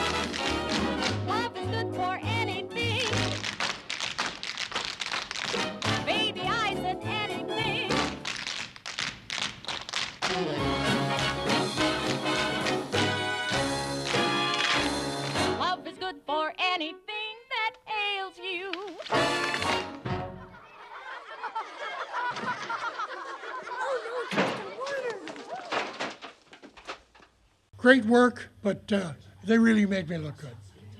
Safety was the main thing. I had millions and millions of copper sequins that we dropped from the highs for this Pennies from Heaven number, and they wanted them to kind of float down. Well, pennies won't float down, they'll hurt the actor. So I had these sequins that I had made and cut to bring them down, and they're still falling over there on the stage. They're still sweeping them up. Anyway, the next thing I did was I ought to be in pictures. I taught Ann Margaret how to make coffee in a Mr. Coffee. She'd never done it. Night Shift with Ron Howard. The Fonz and Michael Keaton, two great guys. In the morgue party, we get to meet Kevin Costner in the middle. It's his second movie. And he had one line. He did okay. Max Dugan Returns. Matthew Broderick and Kiefer Sutherland. I had to get all kinds of video games because they were getting ready to do war games, and he had to rehearse all the time. Donald Sutherland was fabulous. The Man with Two Brains. Steve Martin again. That was fun. Kathleen Turner was a beauty. She was just terrific. To Be or Not to Be. Finally caught up with Mel and Ann and Charles Durning, who was a riot. Terry Marsh was the production designer, and we hit it off great with Mel, and I ended up doing 2 more with him. Splash with Ron Howard. They called me, they weren't happy with the prop crew, and they says, can you come over? I says, don't get rid of the prop crew, I'll come over and I'll set it straight. So I set it straight, and in the end, they took me to Bahamas. My wife and I went to Bahamas. When we got down there, she did the casting, and most of the shooting in the Bahamas was underwater, so it was like a vacation with pay for me, you know? And we'd give them the stuff, and they'd go underwater, and we wouldn't see them till that night. It was great. Tom Hanks and John Candy were a pleasure, and I did a couple more with John. Red Dawn. We took over the town. Matthew Swayze led a group of young people, including Leah Thompson and Jennifer Gray, who was the daughter of Joel Gray, went to Hamilton High School and sang in the musicals while I was down in the band playing my saxophone. We took over Las Vegas, New Mexico, and they loved it. The paintings on the walls were there until about 2 or 3 years ago, and this has been 20, 25 years. Tank through the McDonald's was a nice touch. The POW camp was set in the boondocks. You could hardly get there. There's a one-way road in, one-way road out. Getting into winter, it rained, it snowed, it was getting all kinds of stuff. So I saw this, every time I'd go to work, I'd see this drive-in movie set alongside that was deserted. So I went to Dick and I said, John Billis, and I said, why don't we shoot this at the drive-in movie? We'll fill it in with chain, I'll get a projector, we'll do all kinds of propaganda stuff up on the screen, and that'll be our POW camp. He says, good idea. So he told the production designer, who hasn't spoken to me since, and we moved it to the drive-in. It's a really bad picture of it, but you can see we're at a drive-in theater, and it turned out great. William Smith did a long, long speech, all in Russian. And after that, he never drew another sober breath. But he was right on the spot until he got the speech done. Once he got the speech done, he didn't have much to say. Protocol, Goldie Hawn. Shot in Washington, D.C., and another movie with Herb, and this is where we kind of fell out of sync.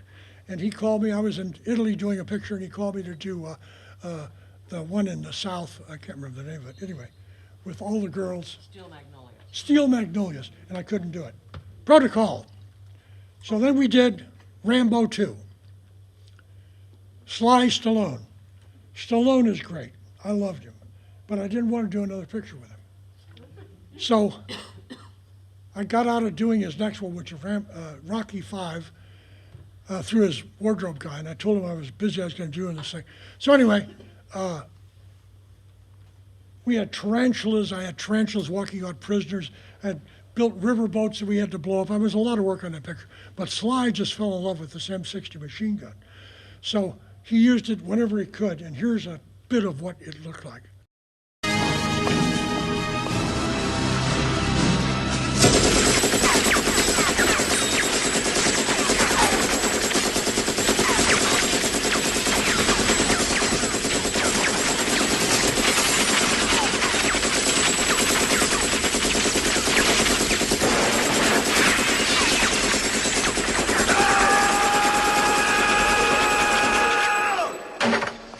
We did about 5 takes. That's 500 rounds of ammunition, and it never jammed once, thank God. So Solar Babies was my next one. Mel called me and he says, I want you to be the production manager because you know Spain so well. You go over there and take this picture over and get it made for me. I said, okay, fine. So we went to Spain and made it. Futuristic thing with a young cast. And we finished on schedule just before Christmas. So I got everybody out of there in Christmas, but I was stuck there till February cleaning up all the bills and stuff. Came back and we did Spaceballs. Great script. Mel played 2 parts. He played Scroob and he played Yogurt. And John Candy was Barf the dog. I used the Calico rifles that I found. They were perfect for the ray guns that we needed, and we just put the CGI shot in to make them look good. Here's a video I want you to see. That's Bill King as my assistant. Merchandising. Come, I'll show you. Open up this door.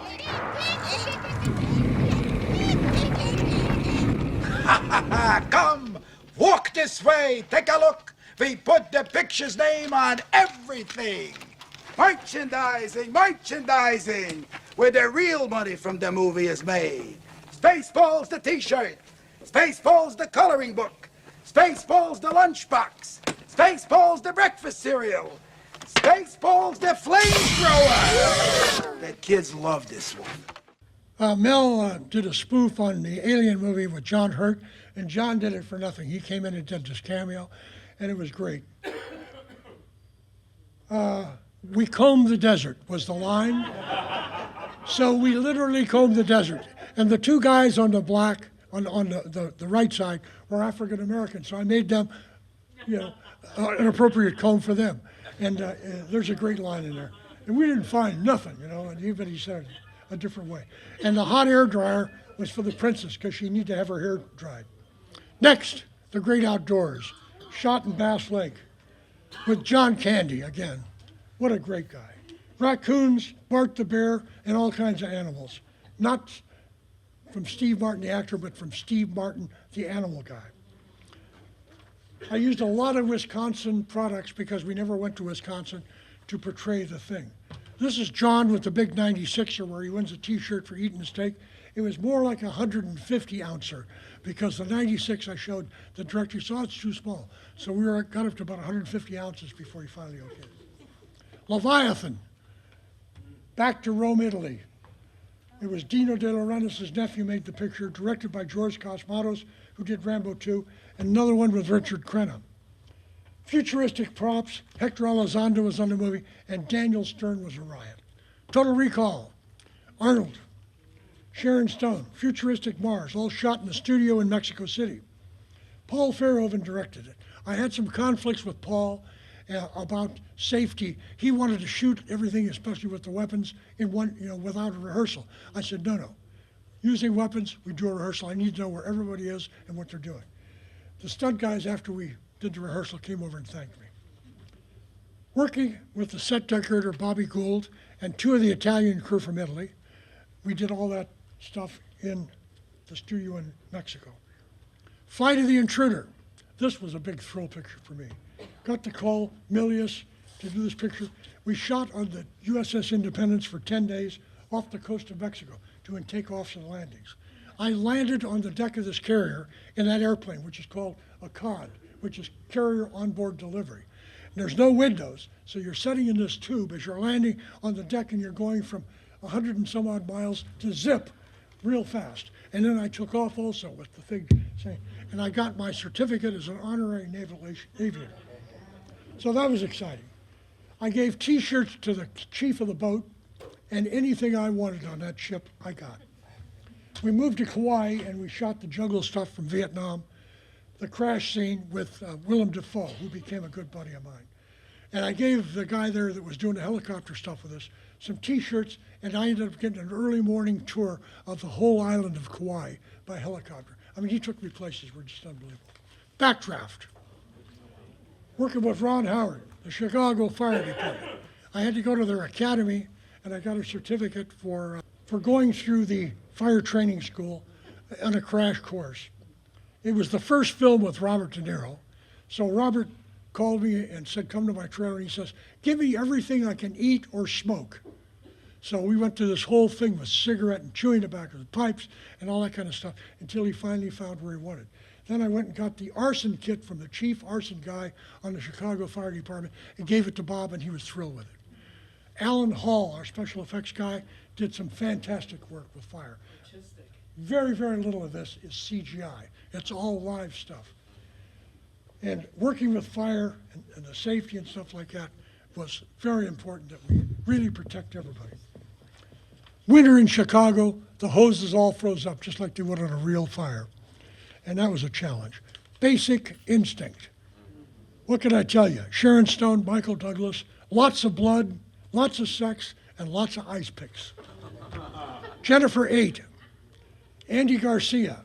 Andy said they were going to shoot the whole movie in Canada. She said, I don't want to go to Canada. So they shot 2/3 of the movie in US, Hope and I went on it, and a third in Canada. The actors do have the power when they exercise it. Thanks, Andy. Toys. Robin Williams, the Energizer Bunny. There's no on-off switch on Robin Williams. He's on all the time. Never slows down. He's a brilliant comedian. I had a great crew on toys. There they are, including my daughter. And I always said, you're only as good as your crew. And that's never so true, never so true.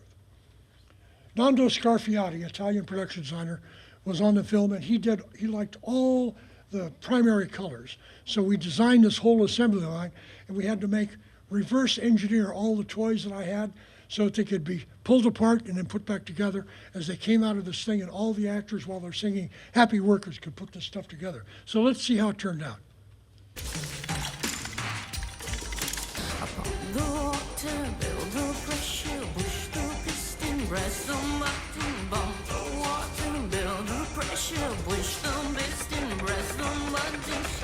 Perfect job. Happy workers. Happy workers. Yes. Happy workers. Happy workers. On Deadly Ground. I got a call to do On Deadly Ground, and I went and interviewed with Steven Seagal. It was his first film as a director. He sat me on the floor. We both sat on the floor because he's, some sort of a kung fu guy. And he pulls out a .45 out of his back, and it's all scrimshot, very beautiful gun, sets it down in front of me. So he says, what do you think of that? So I picked it up, cleared it, took it apart, put it back together, we put it back in, laid it down in front of him. He says, you're hired. So I got the job, and I missed doing Grumpy Old Men, because they called me just shortly after. Then Deadly Ground got postponed, and when I had a show and tell with Steven, I brought all the stuff to his office, and she says, oh, he went to Mardi Gras. So I got truckloads of stuff to show him, and he's at Mardi Gras. So I said, okay, they postponed the picture, and I couldn't wait. I ran for the door. But we jumped onto a Bruce Willis film, Color of Night. Ruben Blades, who was on the picture, great guy, he was running for president of Panama. So I had buttons made up, and we all wore Ruben Blades for President buttons, and he just loved it. Clear and Present Danger, Harrison Ford. Philip Noyce directed it. Great cast. Willem Dafoe. Third in the Jack Ryan series. The guns came in from LA, and they all went into customs in Mexico, and the producer came to me and he says, I can't get the guns out of custom. I says, how are you going to shoot Clear and Present Danger with no guns? So we were borrowing guns from policemen just to get what we could get. I finally told him, I says, go down and tell them that you're pulling the picture and you're taking it out of Mexico if they don't get the guns. We got him that day. James Earl Jones, great guy, Great White Hope. He had a small part in the movie and then he died off, but we had a great funeral for him. My daughter went back to Washington, D.C. for the funeral, and she like to froze to death. It was so cold back there. But anyway, I got out of that one. Dead of Winter. My third movie with Willem, and we started a picture called Arrive Alive. My wife and I, we went down to Florida to shoot this picture. Joan Cusack was in this one also. And we shot for about 2 weeks, and the studio called and said, Willem's not funny, we're pulling the plug. We'd spent millions of dollars on this thing already, and they pulled the plug, and they said, Willem's not funny. So that was it. They lost millions of dollars, and we didn't get to do it. Casino, Marty Scorsese, the first with Marty. He directed the movie and he says, but you got to take my daughter Kathy, who wants to be in props, and have her work with you. So I said, okay, but she gets no special treatment. So I was as rough on her as I would be on with anybody. And my thing with the assistant was, I says, you could never be wrong as long as you do what I tell you. If you go off on your own, I can't protect you, and you probably won't finish the movie. But if you do what I say, I may be wrong, but you'll never be wrong. And that was the thing I lived by. Gary Kildrip, who did quite a few pictures with me, was also one of my keys. We were going to test Marty's, or Bob De Niro's stuff in a stage, and Sharon came into the warehouse we were rehearsing with, doing the test with Bob De Niro, and she walked right past Marty and came over and grabbed me and gave me a big kiss. Marty didn't talk to me for 3 days. Anyway, chips. I made up the chips, and I got them from the Riviera Hotel, told me where to have the chips made, and I got the gaming board to give me the okay on the chips and everything like that. And one night, we're shooting on the set, and this guy walks up and he says, Dennis Parrish, FBI. I said, oh. I said, what's the problem? He says, where did you get these chips? I said, I had them made up with the okay of the Riviera Hotel and the gaming board. Okay, I said, what's the problem? He says, well, some of these chips are getting out, and people are using them on hookers. And the hookers are really getting upset because there's no Tangiers Hotel. So I said, well, you got to lighten up the hookers because, I can't change the chips now. Anyway, I got millions of dollars in Bulgari jewelry to use with Sharon. That was hard to keep her hands off it. And also, I got an okay. I had a $100,000 bank at the casino window. I could go there and get money anytime I needed it. So let's see how I used it. The count room. Now, this place was off limits. I mean, to them, everything looked on the up and up, right? Wrong. The guys inside the counting room were all slipped in there to skim the joint dry. They'd do short counts, they'd lose fill slips, they'd even take cash right out of the drop boxes. And it was up to this guy right here, standing in front of about $2 million, to skim the cash off the top without anybody getting wise. Now look at these guys, they look busy, right? They're counting money, who wants to bother them? I mean, God forbid they should make a mistake and forget to steal. Meanwhile, you're in and you're out. Past the jagoff guard who gets an extra C note a week just to watch the door. I mean, it's routine. Business as usual. Our technical advisor, he was introduced to me. He came on, this nice-looking guy, older guy with the big, thick glasses. And I started calling him Joey Bag of Donuts because he met my Italian wife. I said, hey, Joey Bag of Donuts. And we were getting along like that. And so I was talking to Nick Pileggi one day, and I said, yeah, I got that from Joey Bag of Donuts. He says, who's Joey Bag of Donuts? I says, Russo. He says, you don't know who Russo is? I said, no, who's Russo? He says, he's Frank Collada, which is the part that Frank Vincent is playing. And he's a hitman on the witness protection program, and Joe Russo is his witness protection name. I said, oh. So I stopped calling him Joey Bag of Donuts, and the first thing he said to me, he says, hey, what happened to Joey Bag of Donuts? I said, I just thought you didn't. I said, no, I like it. So he said one day, he says, where's the baseball bats that we're going to use in this other scene? So I brought him out, and he said, these aren't right. He says, they should be aluminum. I said, well, the guy that wrote the FBI guy that wrote his book, it said in his book they were wooden bats. He says, trust me. They were aluminum. I said, okay. Because he was the guy that killed the Pesci character. Anyway, he used to eat lunch with Hope all the time, and I said, be careful. If you go to the mob museum, it's all about him when you first walk in the door. It's crazy. De Niro and I, we got a phone call. We talked to his character that he was doing, Lefty Rosenthal, in Florida. And out of his mouth came the word, I love jewelry. And I thought, oh, God. So Bob, being the actor that he is, he started saying, Dennis, every morning, call me and say, I need this watch and this thing like that, and a ring, and the cufflinks and all that kind of. So I found this jeweler in Las Vegas named Mordecai. He had 9 jewelry stores and a huge factory, and he could build me anything. So I worked with Mordecai, and we got everything for for Bob that he needed. And the UPM comes to me and she says, "You can't spend this much money on jewelry." I says, "You're talking to the wrong guy. I'm not wearing any of that. Go talk to Marty Scorsese and Bob De Niro. If you can get them to quit doing it, fine with me." She never talked to him. Anyway, then Bob comes to me, he says, "Dennis, call Lou Wasserman at Universal and find out who his eye doctor is. I want to wear glasses." So I called Universal. I said, "Dennis Parrish calling for Bob De Niro." They said, "Okay, just a second." Lou Wasserman came. Lou Wasserman. "Mr. Wasserman, I'm Dennis Parrish, and I'm getting some glasses for Bob De Niro, and he likes the glasses you have, and he wants to know who your optometrist is." He said, "I'll give you that." He said, "I got a couple of pairs here. If you want, I'll ship them. Where are you?" I said, "We're in Vegas." He said, "I'll ship them to you." So I said, "Okay." So we did the same thing with Bob, got him the contact lenses, had the thick lenses put on, and it all worked out great. But here's the prop guy talking to the head of the studio, Lou Wasserman. Okay. Kathy, at the end of the picture, because I treated her just like everybody else, made up a bumper sticker that said, "Working for Dennis Parrish is not for sissies." And I live up to that. The Quest. I'd almost decided to retire, and I got this call. They said, "You got to come over. We're in trouble in Thailand, and we need somebody to come over and fix this picture up."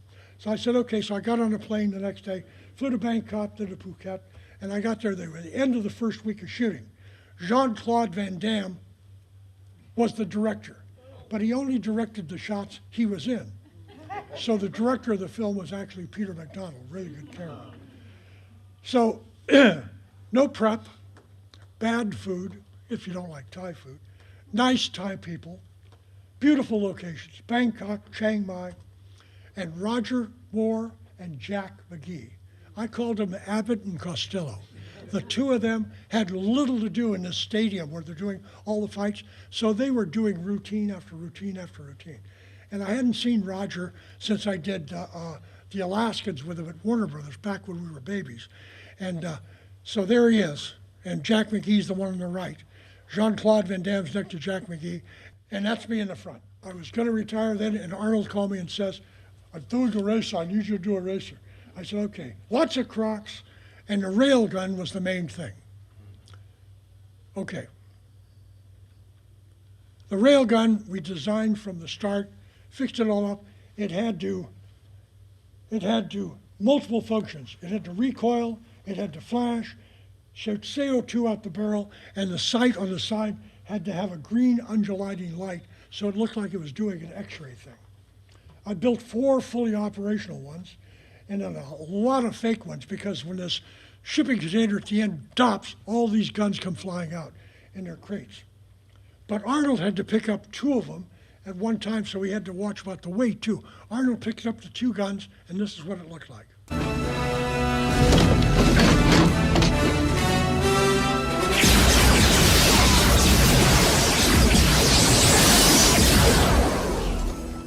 So I think it turned out pretty good. Arnold and I and Hope had a special relationship. He'd invite us to cigar night all the time, and we'd go there and chum around with him.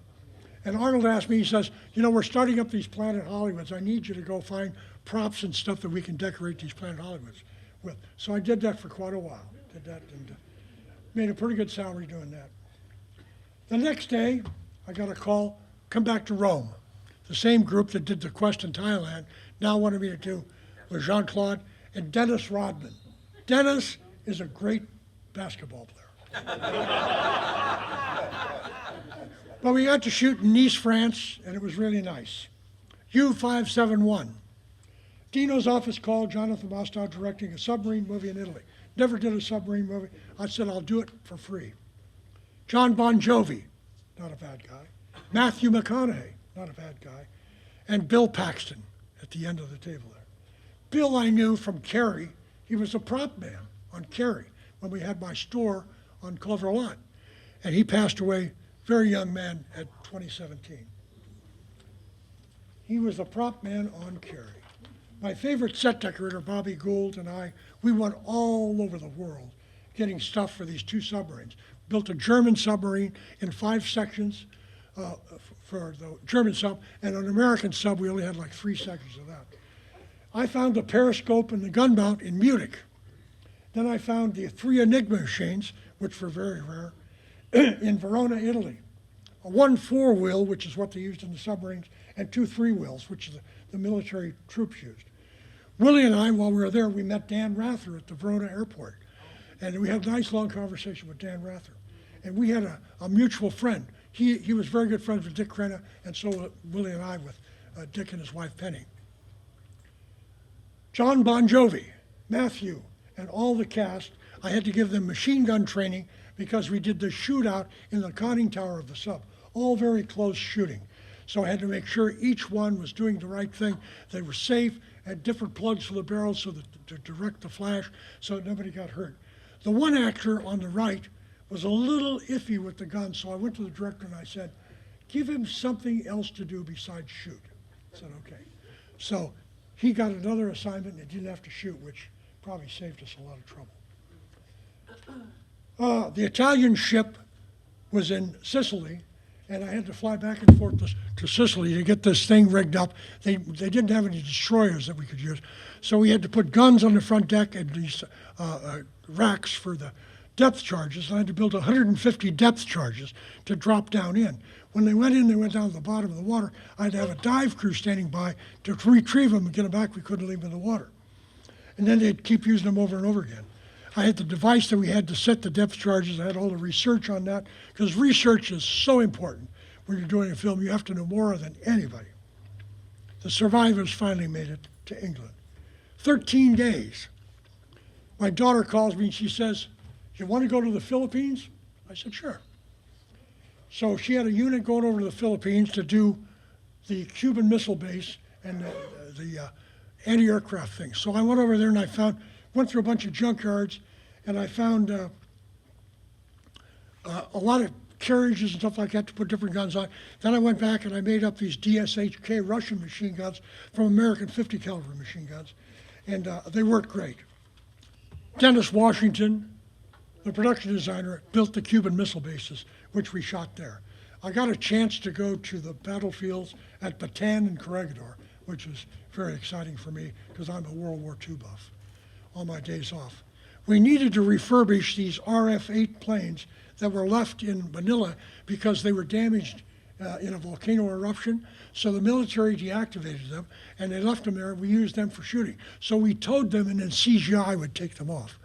So they never flew. But the only actor we had is the guy in the passenger of the Jeep, Chris Lawford, who's Peter Lawford's son. The Gangs of New York. They called me and I said, I can't do Gangs of New York. I've been in Italy for over a year. I got to come home and take care of business and see my wife once in a while, even though she was coming back and forth. So I turned the film down. A few weeks later, I get this rush call. Dennis, you got to come. We're in trouble. So I fly to Rome, and I said, when do we start shooting? This is next week. I said, oh, okay. So there's nothing in the prop warehouse, and we're shooting next week. Well, I hired a bunch of guys. I got all my Italian crew, and then I met Daniel Day-Lewis. Daniel is a brilliant actor. Daniel is a brilliant actor. And he's also a leather man. So when I did his belt for the knives and stuff like that, it was, Dennis, we need a little scratch here, and we need a little stain there. I mean, it was just hours going through this. And my first shot in the movie is 500 people coming off these ships in New York Harbor, which we did with a green screen. And this is part of the set that we built for the 5 Points in New York. That's on the Cinecittà lot in Rome. Daniel said to me one morning, he says, I need an American flag. I said, okay, fine. He cuts there and he says, okay, I need a rip here and a tear there and a bullet hole here and 2 hours aging this flag. And he put it around his neck and he became this guy. I mean, he is very demanding, but he's a brilliant, brilliant actor, and it's worth the trouble. I went to Marty one day and I said, I don't think Daniel likes me. He says, are you kidding? He loves you. He says, you give him everything he asks for. So that comes to this point. He walks up to me and he says, I want this flaming drink and you can get this brandy that you can put in there and then I could drink it. I says, no. I says, I don't want to be the prop guy that burnt the whole front of Daniel Day-Lewis, including his face. He says, let's go talk to Marty. So we go to Marty and I explain to Marty and he says, what do you think, Dennis? I says, If it was me, I would say, you get ready to toast and everything like that, and just before you're ready to drink it, you throw it down and you get ready to throw the knife into Leo, and that you get the flames and everything like that, but he doesn't have to touch his face. I don't want to be the guy that burned up Daniel Day-Lewis. So here's what it looks like. To defeat my enemy, I extinguish his life and consume him as I consume these flames. In honor of Priest Fallon.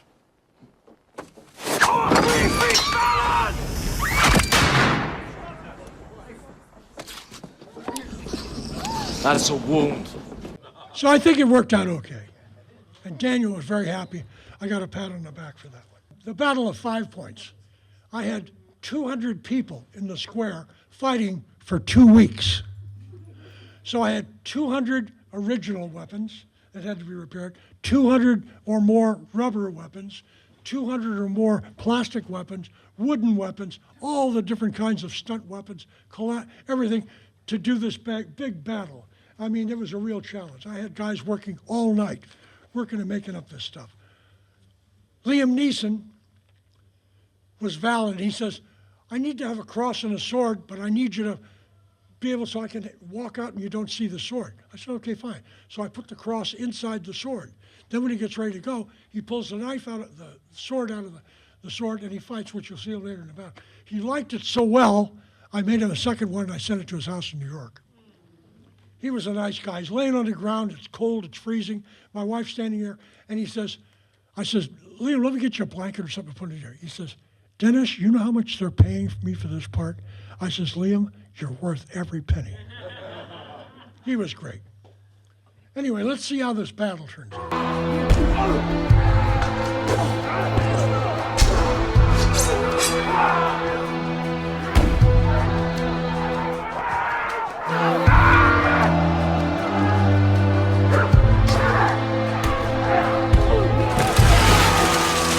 I mean, that was a lot of work. Cameron and Leo were no problem. It was a very tough film, but they never bothered me. They made it easy so I could concentrate on Daniel. I think they felt sorry for him. Hidalgo. After my retirement, I got a call to do Hidalgo. I said, I don't want to work in the U.S., so C.J. McGuire can do all the U.S. stuff, and I'll do the Morocco stuff. So I got my Italian crew, went to Morocco, and started getting a rudder. I had my Italian crew there with Vigo and my Moroccan crew, and it was saddles, horses galore, and the caravans.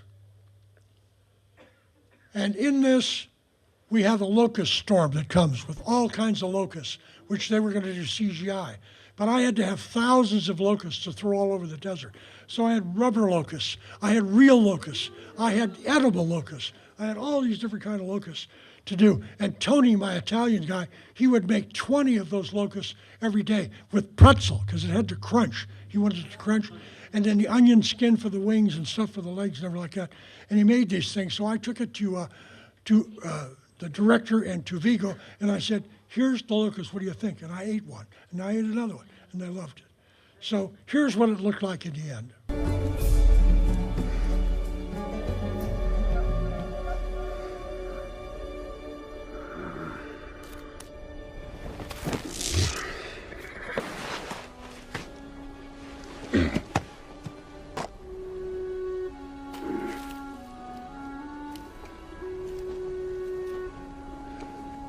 From above, not a blade.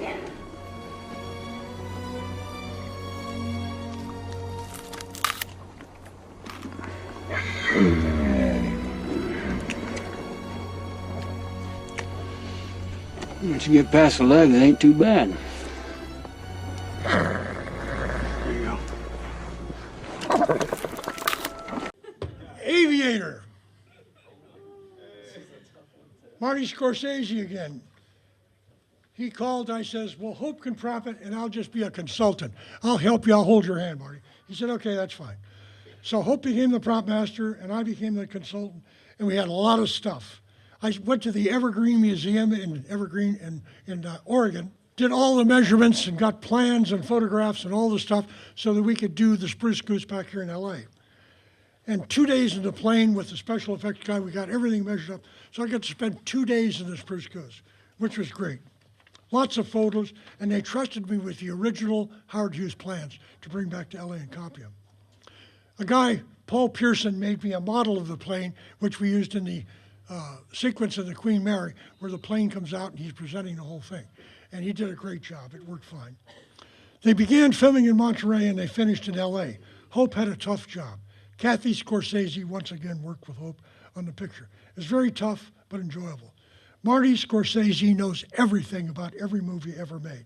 He's the world's biggest movie fan. World's fastest Indian, Sir Anthony Hopkins. What a nice guy. Roger Donaldson, who directed 13 Days, he called and they said, I was a consultant. The Utah-based Prop Master did the film, and we did all the races on the Utah Salt Flats. Anthony Hopkins, when I finished, he sent me a Christmas card. He knows when you've been bad or good, from Anthony Hopkins. He was terrific. All he wanted me to do is tell him stories about James Dean, because I worked on the picture that James did before he died. Can't remember the name of it. Anyway, Home of the Brave, Sam Jackson, Jessica Biel, who married Timberlake, 50 cents, Curtis Jackson. The director was Irwin Winkler, who produced all of the Rocky films. Stop Loss, good cast. Channing Tatum, one of his early films. Ryan Philippe, who was married to Reese Witherspoon until he got home from this movie. A lot of military equipment. I had to paint all the military equipment American, and they didn't have any of these top mounts because the Moroccan government didn't need them. They weren't ever going to go to war, so I had to build all those to put on top of their Humvees. Now we can go to Django Unchained. Hope said, she was propping the show, and she said, I talked to Quentin the other day, and he said, is your dad doing anything? I said, no. She says, why don't you bring him on? I'd like to meet him. So I said, okay. So I went on to the picture, and I kind of worked as a consultant, helped her with the weapons and stuff like that. And the first time I met Quentin, he said something very flattering to me. He says, I finally get to meet the legendary Dennis Parrish. I was very flattered. And I told him lots of stories. He'd come to me and say, yeah, tell me a story about this. Tell me a story about that. He's the only reason that Quentin had me have him there so that he could tell him stories about all the movies that Quentin used at the video store in Manhattan Beach. He was as big a film buff as Marty Scorsese. Next, Hope has an art director friend that's teaching at the University of Nebraska in Lincoln. And we went there, and every October we'd go there and we'd do classes there that would run from 8 people to 250 people. And that was one of our biggest classes. But I would tell the old days, and Hope would tell the new days. And we fought it off between us. Sometimes I would go there and be alone. Sometimes she would go there and be alone. But it was great fun. And it was one of the most rewarding things that I got. And every time I went there, I'd get this whole sack full of letters from all these students thanking me. I changed their life. I made their career. It's very, very, very flattering. The final slide is that I'm a proud member of the Prop Masters Guild, which my daughter helped form. I'm exiting as VP of Programs, and the only reason I have a 55-year pin with the ITSC is because they don't do a 70-year pin.